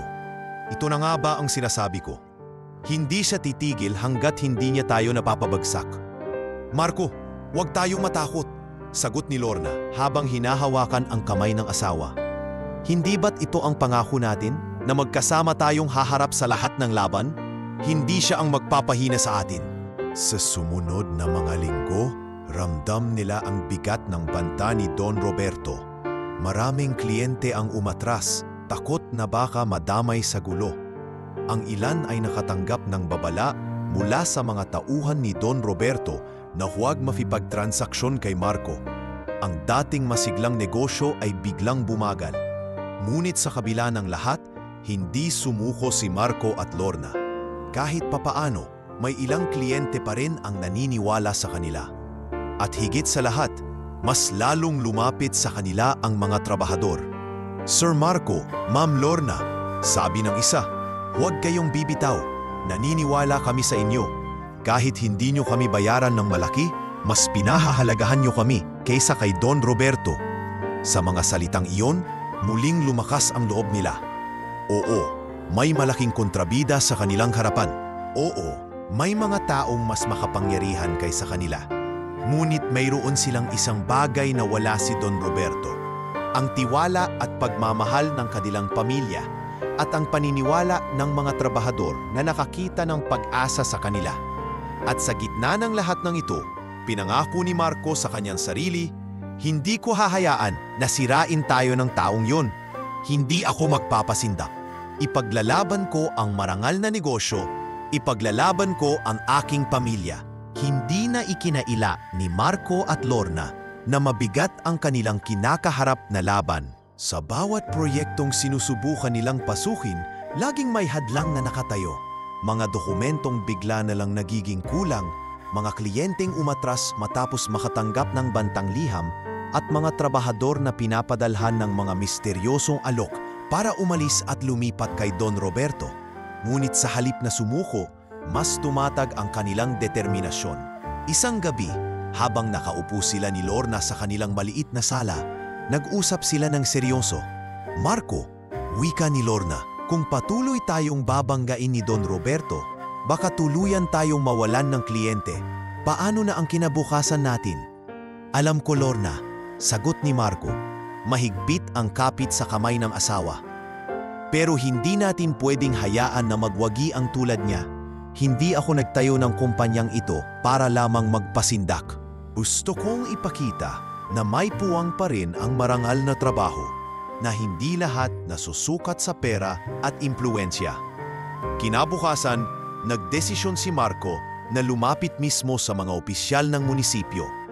Bitbit niya ang kumpletong mga dokumento at sinabayan ng ilang trabahador na handang magpatunay ng kanilang marangal na gawain. Ngunit gaya ng inaasahan, hinarang siya ng mga tauhan ni Don Roberto. "Marco, wala ka ng laban," malakas na sabi ng isang opisyal na halatang nasa ilalim ng impluensya ng kontrabida. "Hindi mo alam kung sino ang binabangga mo." "Alam ko kung sino," mariing sagot ni Marco. "Pero alam ko rin na hindi habang buhay mananalo ang kasinungalingan." Lumabas si Marco mula sa munisipyo na may mabigat na damdamin. Ngunit sinalubong siya ng kanyang mga tauhan. "Sir, huwag kayong bibitaw. Nakikita namin ang pakikibaka nyo. Kung titigil kayo, sino pa ang lalaban para sa amin?" Sa mga salitang iyon, muling tumibay ang kanyang loob. Naunawaan niyang hindi lang para sa kanyang pamilya ang laban na ito, kundi para sa lahat ng trabahador na matagal nang pinagsasamantalahan. Dumating ang pagkakataon na inalok siya ng isang malaking kontrata para sa pagpapagawa ng covered court sa isang eskwelahan. Ngunit bago pa man niya makuha ang proyekto, kumilos agad si Don Roberto. Pinatawag ng principal si Marco at tahasang nagsabi, "Sir Marco, gusto ko sana kayong kunin, pero may dumating na tao kagabi at inakot ako. Kung kayo ang pipiliin ko, baka mapahamak ang eskwelahan." Napasuntok si Marco sa hangin matapos lumabas sa paralan. Ramdam niyang halos wasakin siya ng galit at pagkadismaya. Ngunit bago pa man siya lamunin ng panghihina, dumating si Lorna at si Junjun, dala ang kanilang pag-asa. "Marco," sabi ni Lorna, "huwag mong hayaang matalo tayo ng takot. Kung sila'y gumagamit ng pananakot, tayo'y gagamit ng katotohanan." "Papa," dagdag ni Junjun, "turuan mo po akong maging matapang. Kung susuko tayo ngayon, ano po ang matututuhan ko?" Dahil sa mga salitang iyon, nagpasya si Marco na dumiretsyo sa media ng kanilang bayan. Nakipag-usap siya sa ilang mamamahayag at isiniwalat ang kanyang karanasan, kung paano pinipigilan ang kanyang negosyo, kung paano ginagamit ni Don Roberto ang kanyang kapangyarihan para kontrolin ang industriya. Hindi naging madali ang desisyong ito dahil alam niyang mas lalo silang malalagay sa panganib. Ngunit nagulat siya sa naging tugon ng publiko. Maraming tao ang sumuporta, lalo na ang mga trabahador na dati nang nakaranas ng pang-aabuso mula kay Don Roberto. "Tama si Marco," sabi ng isa. "Panahon na para tapusin ang panggigipit ng iisang tao." Dahil dito, nagkaroon ng investigasyon ang lokal na pamahalaan. Unti-unti, lumabas ang mga ebidensya laban kay Don Roberto. Ang mga peking papeles, ang mga under-the-table na transaksyon, at ang pananakot sa mga kliyente. Habang nagaganap ang investigasyon, hindi rin tumigil si Marco sa kanyang gawain. Kahit maliit lang ang proyekto, tinanggap niya at ng kanyang kumpanya. Minsan, mga simpleng bahay lang ang ipinapagawa sa kanila, ngunit lagi nilang sinisiguro na maayos at matibay ang gawa. "Sir Marco, kahit maliit lang itong proyekto ko, nakita ko kung gaano nyo pinapahalagahan ang mga tao. Hindi tulad ng iba," sabi ng isang ginang na pinatayo nila ng tindahan. "Hindi mahalaga kung maliit o malaki," tugon ni Marco. "Ang mahalaga, may malasakit." Unti-unting bumalik ang tiwala ng mga tao. At sa bawat hakbang, mas naging malinaw ang pagkakaiba nila ni Don Roberto. Habang ang isa'y gumagamit ng pera at kapangyarihan, ang isa naman ay nagbabalik ng dignidad at malasakit. Isang gabi, muling dumating si Don Roberto sa kanilang opisina, galit na galit. "Marco, akala mo ba mananalo ka laban sa akin? Hindi mo alam kung gaano kalalim ang ugat ko rito." Ngunit matatag na sumagot si Marco, kasama si Lorna at Junjun sa kanyang likuran. "Hindi ko kailangan ng ugat para lumago. Ang kailangan ko lang ay tiwala ng mga tao at paniniwala ng pamilya ko. At iyon, Roberto, hindi mo kailanman makukuha." Sa sagot na iyon, lalong sumidi ang laban. Ngunit sa puso ni Marco, alam niyang nasa tamang landas sila. Ang laban para sa katarungan ay nagsisimula pa lamang, ngunit hindi na siya nag-iisa. Kasama niya ang kanyang pamilya, ang kanyang mga tauhan, at ang komunidad na unti-unting bumabalik ang tiwala.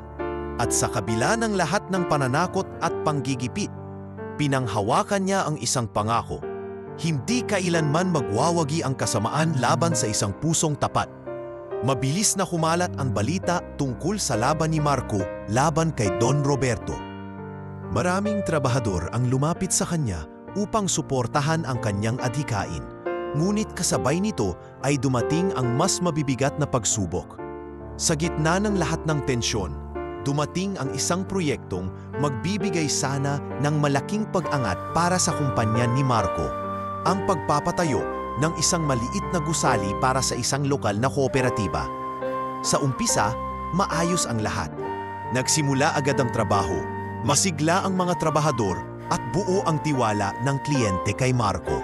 Ngunit isang araw, habang abala ang lahat sa site, biglang nagkaroon ng malakas na kalabog. Bumagsak ang isang scaffolding at 3 sa mga trabahador ang nadamay. Nagulat ang lahat at agad na rumesponde si Marco. "Diyos ko, bilis tulungan natin sila!" Sigaw niya habang tumatakbo patungo sa lugar ng aksidente. Agad niyang itinawag sa ospital ang mga sugatan at sinamahan mismo sa ambulansya. Sa loob ng sasakyan, hawak niya ang kamay ng isa sa mga trabahador. "Huwag kang bubitaw, sagot kita, sagot ko kayong lahat." Nang makarating sila sa ospital, siya mismo ang nag-asikaso ng lahat ng gastusin. Pag-uwi niya, agad siyang sinalubong ng mga balita na kumakalat sa paligid, na ang kumpanya raw niya ay pabaya, na hindi daw ito marunong mag-ingat sa mga tao. Kinabukasan, lumabas ang isang artikulo sa lokal na pahayagan. Kumpanya ni Marco, pabaya, trabahador, sugatan. Malinaw na galing kay Don Roberto ang paninira. Ginamit nito ang aksidente upang patunayan na hindi karapat-dapat si Marco na magpatakbo ng kumpanya. Sa opisina, hindi maitago ni Lorna ang kanyang pag-aalala. "Marco, papaano na to?" "Ang dami nang nagdududa sa atin. Kung tuluyang mawala ang tiwala ng mga tao, baka wala na tayong makuhang proyekto." Mahigpit ang kamao ni Marco, ngunit pinilit niyang kumalma. "Alam kong gawa ni Roberto to, pero hindi ako uurong. Hindi ko hahayaang masira ang pangalan natin dahil sa kasinungalingan niya. Alam ko sa sarili ko na hindi tayo pabaya." Lumapit si Junjun na tahimik lamang na nakikinig. "Papa, hindi ba't lagi mong sinasabi na mas mahalaga ang katotohanan kaysa sa kasinungalingan? Kung totoo pong sinabotahe nila, dapat patunayan natin." Tumango si Marco. "Tama ka, anak. Hahanapin ko ang ebidensya." Bumalik siya sa site at sinuri ang lugar ng aksidente. Napansin niyang may ilang turnilyo at bakal na tila sinadyang paluwagin. Tinawag niya ang kanyang mga tauhan. "Sino ang huling humawak dito?" tanong niya. Halos lahat ay nagkatinginan hanggang sa isa ang lumapit at nagsabi, "Sir, may lalaking hindi ko kilala na nakita akong palakad-lakad dito isang gabi bago ang aksidente. Akala ko trabahador siya niyo."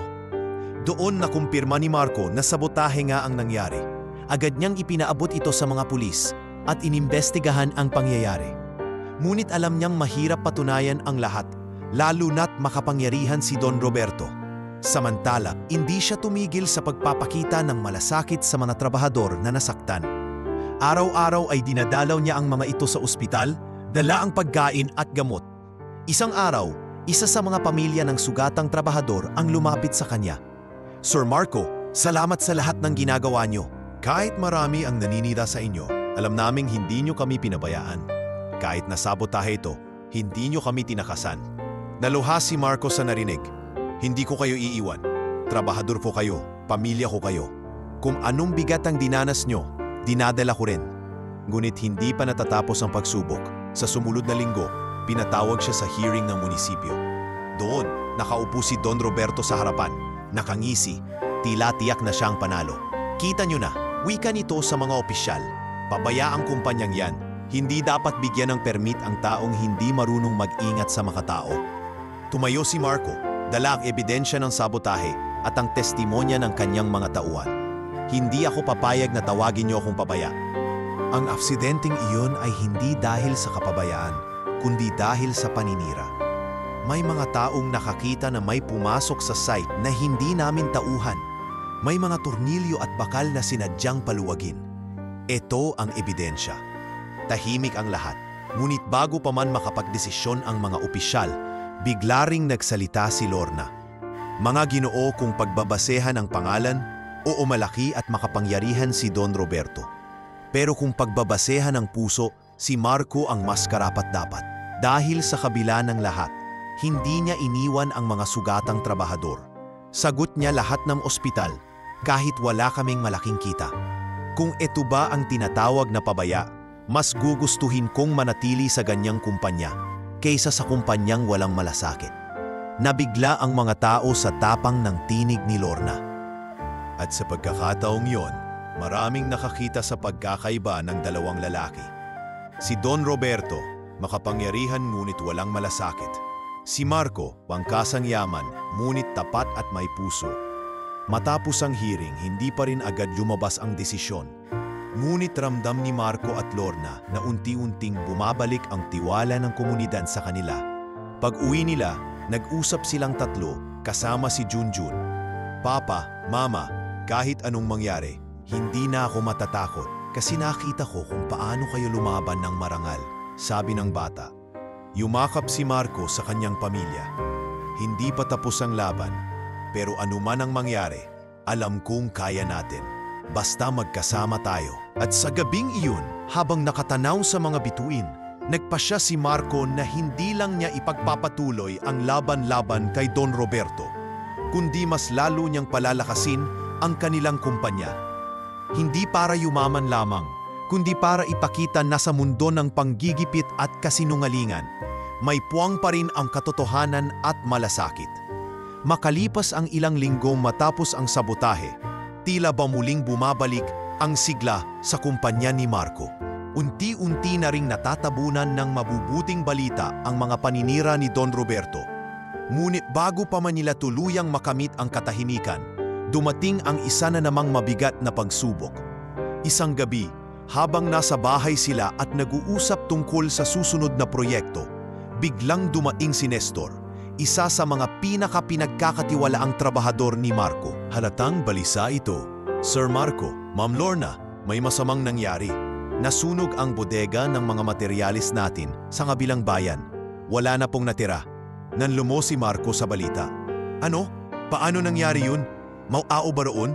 Wala pong nasaktan, sir. Pero lahat ng materyales, abo na. Ang sabi ng mga pulis, aksidente raw.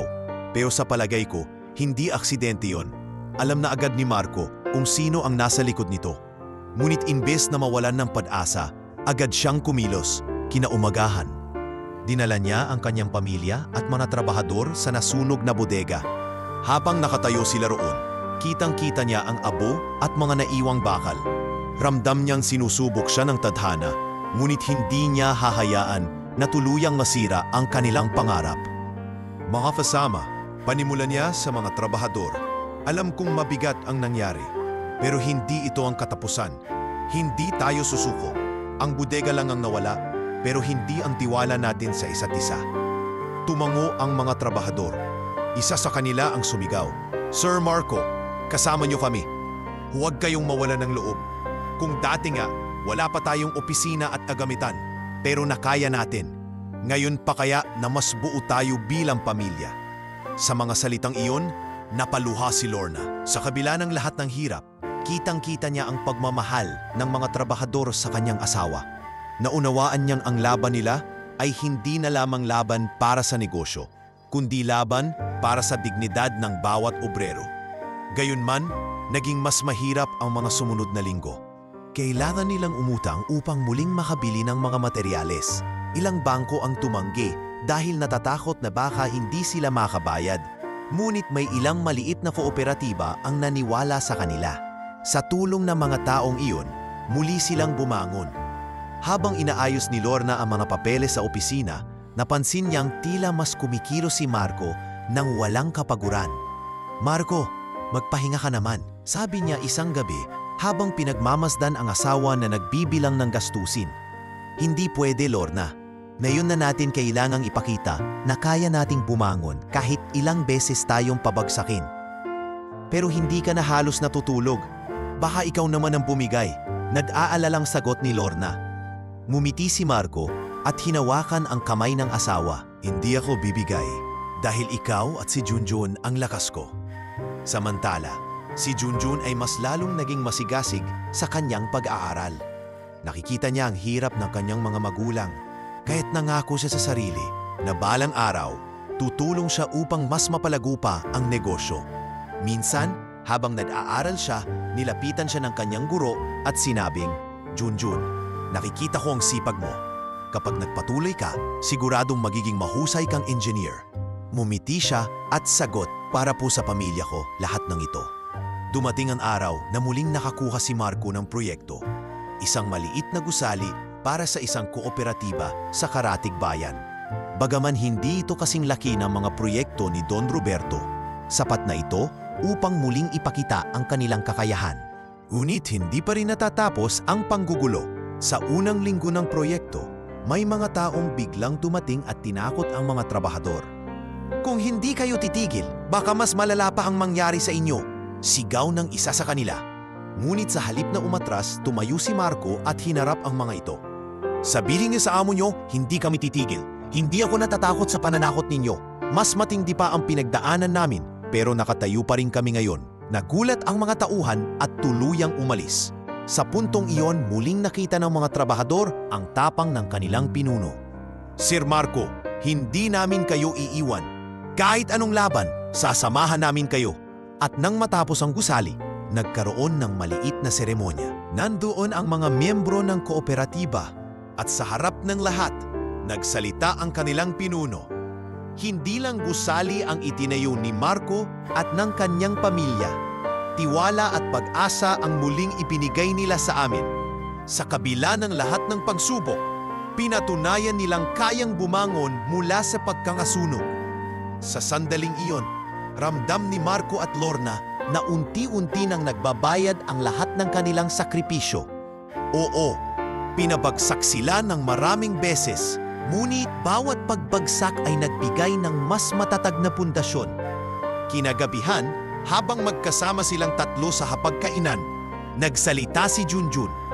Papa, Mama, alam niyo po, dati takot na takot ako sa tuwing may problema. Pero ngayon, natutunan kong kahit anong bagsak, basta magkasama tayo, kaya nating bumangon. Niyakap ni Marco ang anak at ang asawa. Tama ka, Junjun. Ang bawat pagbagsak ay simula ng mas malakas na pag-ahon. At habang magkasama tayo, walang makakapigil sa atin. At doon, nagpasya si Marco na hindi lamang siya lalaban para sa negosyo, kundi para sa lahat ng trabahador at pamilyang umaasa sa kanila. Ang bawat sugat at pagkabigo ay magsisilbing paalala na ang tunay na tagumpay ay hindi nasusukat sa pera o proyekto, kundi sa kakayahang bumangon at muling lumaban. Matapos ang sunod-sunod na dagok na dumaan sa kanilang pamilya at negosyo, nagsimulang makita ni Marco ang bunga ng kanyang sakripisyo.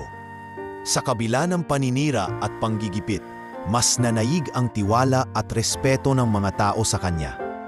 Hindi lamang siya kinilala bilang isang mahusay na kontratista, kundi bilang isang lider na may tunay na malasakit.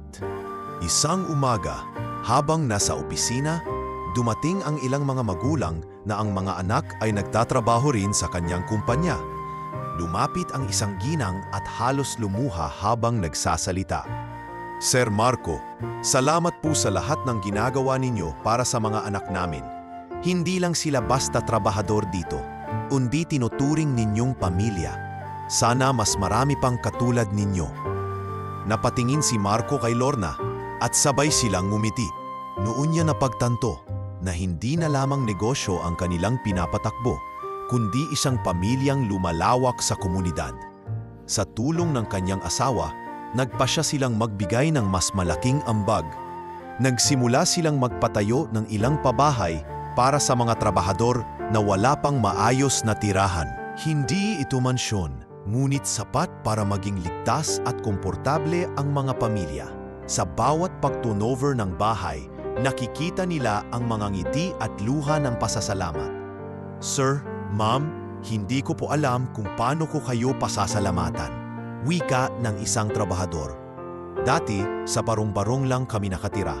Pero ngayon, may maayos na bubong na ang pamilya ko. Ngumiti si Lorna at sagot, "Hindi ninyo kailangang magpasalamat. Karapatan ninyo ito ang mabuhay ng may dignidad." Hindi lang pabahay ang kanilang itinayo. Naglunsad din si Marco ng programang scholarship para sa mga anak ng trabahador. Pinangarap niya na hindi na maulit sa iba ang nangyari kay Junjun, na minsan ay napilitang magtrabaho sa murang edad. Isang araw, kinausap niya ang mga estudyanteng nabigyan ng tulong. "Mga anak, tandaan ninyo, ang edukasyon ay puhunan na hindi kailanmang mananakaw. Gamitin ninyo ito hindi lang para sa sarili ninyo, kundi para rin makatulong sa iba. Balang araw, kayo naman ang magbibigay ng pag-asa sa susunod na henerasyon." Dahil dito, unti-unti nang kinilala si Marco hindi lamang sa kanilang bayan, kundi sa kalapit na lugar. Madalas siyang imbitahin upang magsalita tungkol sa kanyang karanasan bilang isang OFW na nagbalik at nagtagumpay sa sariling bayan. Si Marco ay patunay na hindi hadlang ang kahirapan at hindi hadlang ang mga kontrabida, wika ng isang alkalde sa kanilang probinsya. Samantala, ang kanilang pamilya ay lalo pang naging matatag. Mas naging bukas si Lorna sa kanyang damdamin at mas madalas silang nag-uusap tungkol sa mga plano. "Marco," sabi niya isang gabi, "salamat sa pagbibigay ng pangalawang pagkakataon. Ngayon mas nararamdaman ko ang halaga ng pagiging mag-asawa."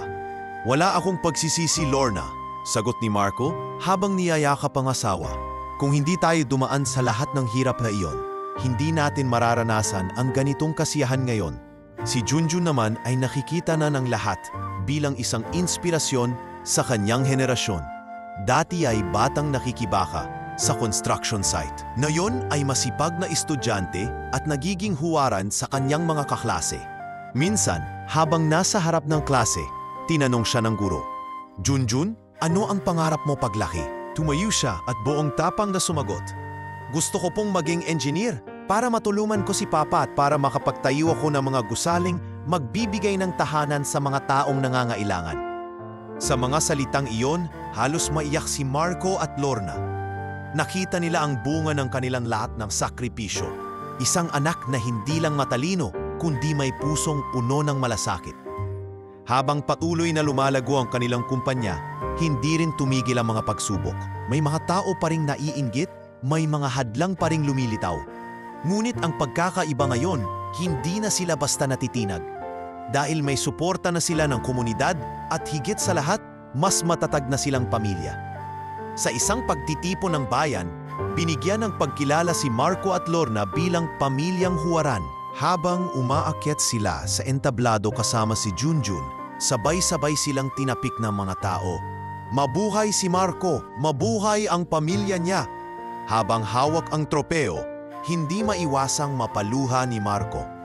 Naalala niya ang unang araw ng kanyang pagbabalik, ang araw na namutla siya nang makita ang asawa at anak na nagtatrabaho sa construction site.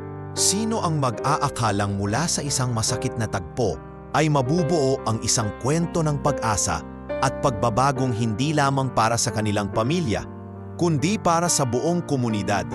At sa gabing iyon, sa gitna ng mga palakpak, nagpasya si Marco na hindi niya hahayaang wasayang ang lahat ng ito. Sa bawat araw na lilipas, patuloy niyang gagawin ang tama. Dahil para sa kanya, ang tunay na tagumpay ay hindi nasusukat sa dami ng pera, kundi sa dami ng pusong napasaya at natulungan. Sa kabila ng panaangat ng kanilang negosyo at pagkilala ng komunidad, hindi pa rin natatapos ang mga pagsubok para kay Marco at sa kanyang pamilya. Dumating ang isang panahon na nasubok hindi ang negosyo, kundi ang tibay ng kanilang relasyon bilang mag-asawa. Isang umaga, dumating sa opisina si Clarice, isang bagong kliyente na kilala bilang anak ng isang prominentong negosyante. Maganda ito, sopistikada, at halatang sanay makipag-usap sa mga taong may kapangyarihan. Agad niyang kinausap si Marco tungkol sa proyektong gusto niyang ipagawa, isang modernong bahay na may kakaibang disenyo. "Sir Marco," wika ni Clarice, nakatitig ng diretsyo sa kanya. Narinig ko ang tungkol sa inyo. Sabi nila, hindi lang kayo mahusay, kundi tapat at may malasakit. Gusto kong kayo mismo ang mag-manage ng proyekto ko. Nagulat si Marco sa tiwala ng kliyente. Ngunit hindi niya napansin ang matalim na titig ni Lorna mula sa gilid. Simula noon, naging madalas ang pagbisita ni Clarice sa kanilang opisina. Lagi itong may dalang pagkain, regalo, at hindi nawawalan ng mga papuring tila lampas na sa pagiging propesyonal. Isang gabi, habang nag-aayos si Lorna ng mga papeles, hindi niya naiwasang magtanong kay Marco. Marco, napapansin ko si Clarice. Parang sobra ang atensyon niya sa'yo. Lorna, sagot ni Marco, bahagyang napabuntong hininga. Kliyente lang siya. Huwag mong bigyan ng ibang kulay. Pero Marco, balik ni Lorna. Hindi na ito basta proyekto lang. Nakikita ko kung paano siya tumingin sa'yo at hindi ko maitatanggi na nasasaktan ako. Tumahimik si Marco. Ngunit ramdam niyang nagsisimula ng mabuo ang lamat sa kanilang relasyon. Sa mga sumunod na araw, dumating ang mas mabigat na sitwasyon. Habang nasa site inspection sila ni Clarice, sinadya nitong hawakan ang kamay ni Marco at may binulong. Alam mo Marco, ibang-iba ka sa lahat ng lalaking nakilala ko. Hindi lang negosyo ang kaya mong buuin, pati puso ng isang babae. Nanlaki ang mata ni Marco at agad niyang iniwas ang kamay. Clarice, mali ito. May asawa at anak ako. Kung hindi mo kayang igalang ang pamilya ko, baka hindi ko na kayang ituloy ang proyektong ito. Ngunit sa hindi inaasahang pagkakataon, nakita ito ni Lorna. Sinundan niya si Marco upang sorpresahin. Ngunit ang nadatnan niya ay ang eksenang hawak ni Clarice ang kamay ng kanyang asawa. Para kay Lorna, sapat na iyon upang magduda. Pag-uwi nila, hindi na nakapagtimpi si Lorna. Marco, ito bang sinasabi mong walang kulay? Kitang-kita ko kung paano ka hinawakan at paano ka tinitingnan ng babaeng iyon. Lorna, maniwala ka. Hindi ako pumapayag sa ginagawa niya. Sinabi ko sa kanya na mali. Pero bakit hindi mo agad sinabi sa akin? Bakit kailangan ko pang makita? Mabigat ang tensyon sa kanilang tahanan. Si Junjun na nakikinig sa gilid, lumapit at sinubukang pakalmahin ang kanyang mga magulang. Mama, Papa, wag po kayong mag-away. Alam ko pong mahal na mahal ni Papa kayo. Huwag po kayong magduda agad. Ngunit kahit pa pinakiramdaman ni Lorna ang salita ng anak, nanatili ang kirot sa kanyang dibdib. Ilang araw silang malamigang mag-asawa. Si Lorna hindi na gaanong nagsasalita at si Marco laging tahimik at puno ng isipin.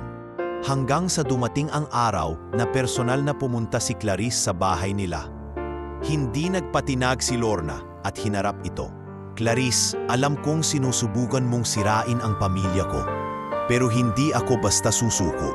Ang pagmamahal at tiwala namin ni Marco ay mas matibay kaysa sa tukso mo. Nagulat si Clarice sa tapang ni Lorna. Hindi ko intensyon na sirain ang pamilya ninyo. Pero Marco, kung sakaling magbago ang isip mo, Clarice, tigilan mo na. Putol agad ni Marco. Mahal ko ang asawa ko at hindi ko kailanmang ipagpapalit ang pamilya ko para sa kahit na sino. Sa puntong iyon, tuluyan ang naglakad palayo si Clarice. Dala ang pagkatalo. Naiwan sina Marco at Lorna na parehong tahimik. Hanggang sa lumapit si Marco sa asawa, niyakap ito at nagsalita ng buong tapat. Lorna, patawarin mo ko kung nagkulang ako ng lakas ng loob na sabihin agad sa'yo ang nangyayari. Pero tandaan mo, hindi ako kailanmang nag-isip na lokohin ka. Ikaw at si Junjun ang buhay ko. Hindi ko papayagan na masira tayo dahil lang sa tukso. Naluha si Lorna at marahang tumango. Marco, natakot lang ako. Ayokong mawala ka sa akin. Ayokong maulit ang lahat ng sakit na pinagdaanan natin noon. Kaya sana Marco, huwag mo na akong hayaang magduda ulit. Hinding-hindi na, Lorna. Pangako, ikaw lang at wala ng iba. Sa gabing iyon, muling bumalik ang init at tiwala sa kanilang relasyon. Napagtanto nila na hindi lamang pera o negosyo ang kayang sumira sa pamilya, kundi pati ang tukso na dumarating sa oras na hindi inaasahan. Ngunit higit sa lahat, napatunayan nilang ang tunay na pagmamahal ay lumalaban, humihingi ng tawad at mas pinipiling manatili kaysa bumitaw. At mula noon, mas naging matatag ang samahan nila bilang mag-asawa, hindi na lamang bilang magkasosyo sa negosyo, kundi bilang dalawang taong nagmamahalan at nagtatanggol sa isa't isa laban sa lahat ng hamon. Matapos ang lahat ng unos at pagsubok, mula sa kahirapan, paninira, tukso at sabotahe, dumating na ang panahon na makikita ni Marco ang bunga ng kanyang pagtitiyaga at malasakit.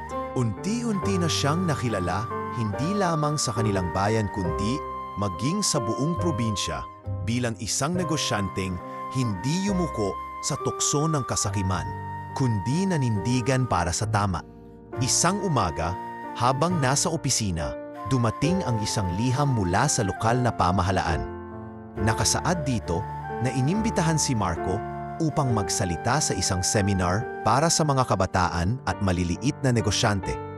Ang tema ng pagtitipon ay negosyo na may malasakit. Marco, ani Lorna, na siyang unang bumasa ng liham. Ito na ang simula ng pagkilala sa lahat ng sakripisyo mo. Hindi lang negosyo ang dala mo, kundi inspirasyon. Napangiti si Marco, bagaman hindi niya maitago ang kaba. Hindi ako sanay magsalita sa harap ng maraming tao, pero kung ito ang paraan para maibahagi ang ating kwento, gagawin ko. Dumating ang araw ng seminar. Sa malaking entablado, nakaupo si Marco sa gitna, kasama ang iba pang kilalang negosyante. Ngunit sa oras na siya na ang magsalita, tumayo siya ng buong tapang at nagsimula. Magandang araw po sa inyong lahat. Ako po si Marco, dating OFW sa Dubai. Marahil iniisip ninyo, madali lang ang lahat para sa akin. Pero hindi, dumaan ako sa matinding hirap at sa pagbabalik ko, natagpuan kong nagtatrabaho sa construction site ang aking asawa at anak.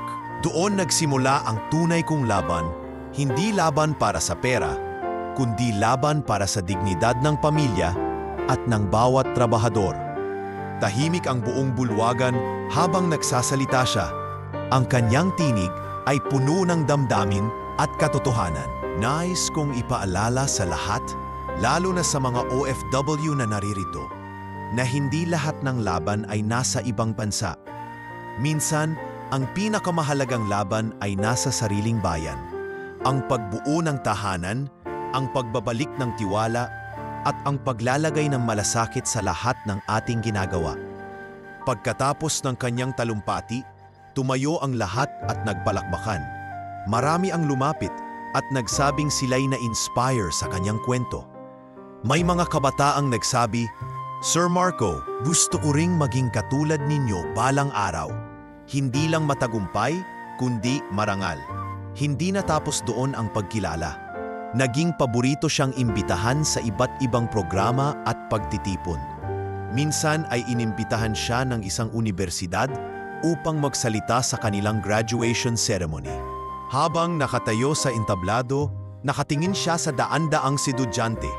Mga kabataan, panimula niya, ang tagumpay ay hindi nasusukat sa dami ng pera o ari-arian.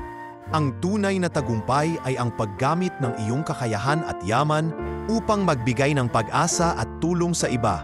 Huwag ninyong gawing sukatan ang pansariling interes. Ang sukatan ng yaman ay kung ilang buhay ang inyong napagaan. Sa puntong iyon, muling nagpalakpakan ang mga tao at maraming estudyante ang lumapit sa kanya matapos ang seremonya. "Sir, salamat po. Hindi lang kami natuto kundi natulungan niyo kaming makita ang halaga ng malasakit." Si Marco ay hindi na lamang kinilala bilang isang kontratista kundi bilang isang huwaran. Sa mga programa ng gobyerno, siya'y madalas na tinatawag upang magbahagi ng kanyang karanasan. Minsan kinausap siya mismo ng gobernador. "Marco, ikaw ang ehemplo ng isang lider na dapat tularan. Hindi ka lang nagtayo ng kusali, nagtayo ka ng komunidad." Sa bahay, ikinuwento niya ito sa kanyang pamilya. "Lorna, Junjun, hindi ko akalain na darating ang araw na magiging ganito tayo. Naalala ko pa noong araw na nakita ko kayong pawis na pawis sa construction site. Noon, pakiramdam ko, nabigo ako bilang ama at asawa. Pero ngayon, Nakikita ko na lahat ng pinagdaanan natin ay may dahilan. Lumapit si Lorna at yumakap sa kanya. Marco, lahat ng ito ay dahil sa tibay ng loob mo. Pero tandaan mo, hindi ka nag-iisa. Magkasama tayo sa lahat ng laban. Oo nga, Papa, singit ni Junjun.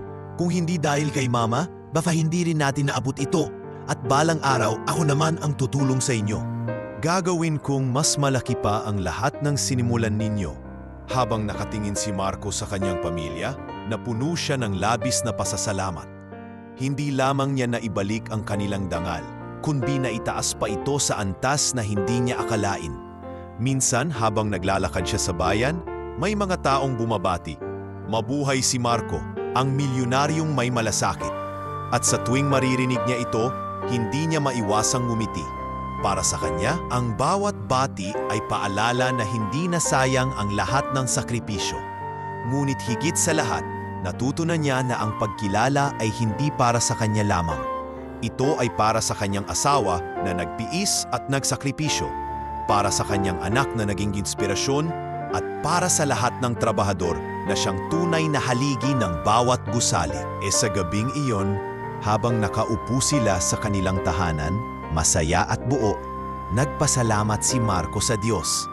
Salamat, Panginoon. Hindi lang po ako nabigyan ng pagkilala, kundi nabigyan din ng pagkakataong maging instrumento ng pagbabago. Sa puntong iyon, malinaw sa kanya na ang kanyang pangalan ay hindi na lamang tatak sa negosyo, kundi tatak ng malasakit at inspirasyon para sa marami.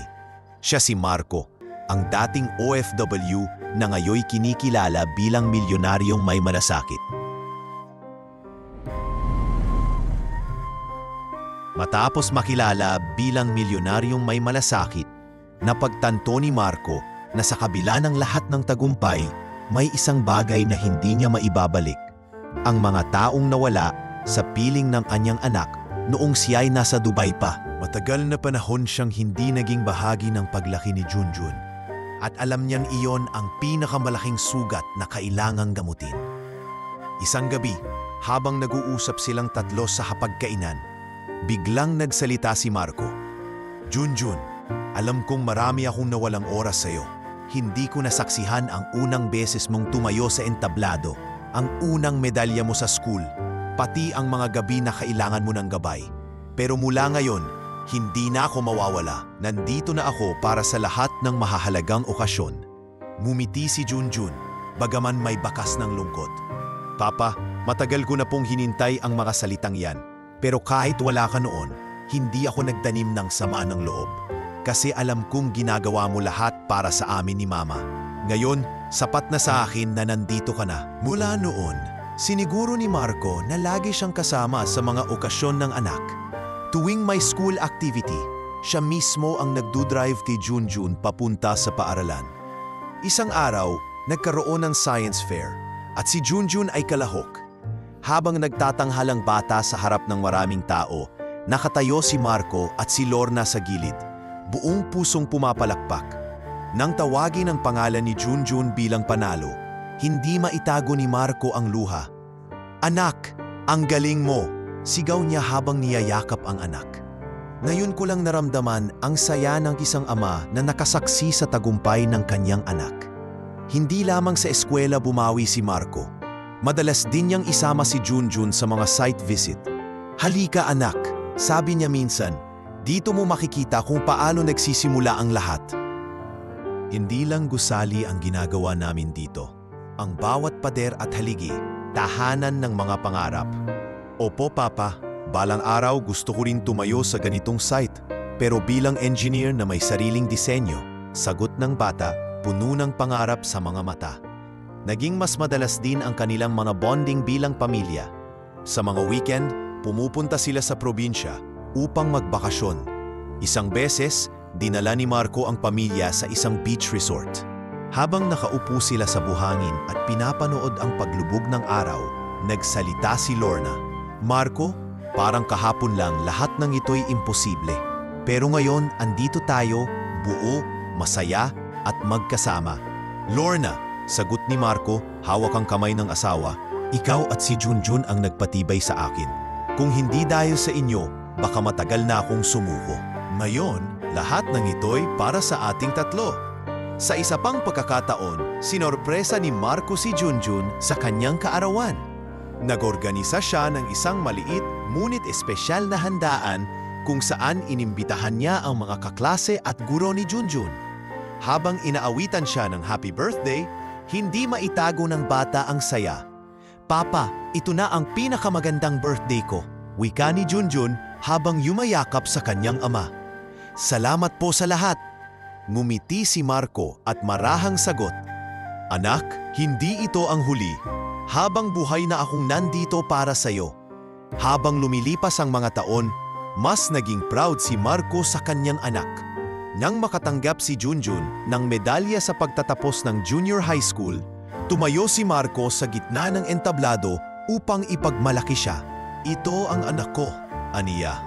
Ang batang minsang pinilit ng kahirapan na magtrabaho sa construction. Pero ngayon, tumatayo na bilang inspirasyon ng kanyang henerasyon. Kasabay nito, hindi rin kinalimutan ni Marco at Lorna na maglaan ng oras para sa isa't isa. Minsan, nagplano si Marco ng simpleng date sa kanilang dating paboritong karinderya noong nagsisimula pa lang silang mag-asawa. Habang kumakain sila ng paboritong pansit, ngumiti si Lorna at nagsabi, "Marco, kahit gaano kakayaman, alam kong dito ka pa rin masaya sa mga simpleng bagay." "Oo, Lorna, dahil hindi ang yaman ang bumubuo sa akin, kundi ang mga taong kasama kong kumakain ng pansit na ito," sagot niya, sabay tawa. Sa bawat paglalakbay at bawat okasyon, muling nabuo ang mga alaala na minsan ay nawala sa kanilang pamilya. At sa wakas, naramdaman ni Marco na napupuno na niya ang mga naiwang puwang. Isang gabi, habang nakahiga silang tatlo sa sala at nanunood ng pelikula, biglang nagsalita si Marco. "Alam nyo, ito ang mga sandaling pinapangarap ko noon habang nasa Dubai ako. Ang makita kayong magkatabi, maramdaman ang init ng pamilya at sabihing buo tayo." Ngumiti si Lorna at sumagot, "At ngayon, Marco, hindi na ito pangarap. Totoo na itong nangyayari." Sa gabing iyon, nakatulog silang magkatabi. Mahigpit ang yakapan. Sa puso ni Marco, alam niyang hindi na mawawala ang mga oras na minsan ay nawala.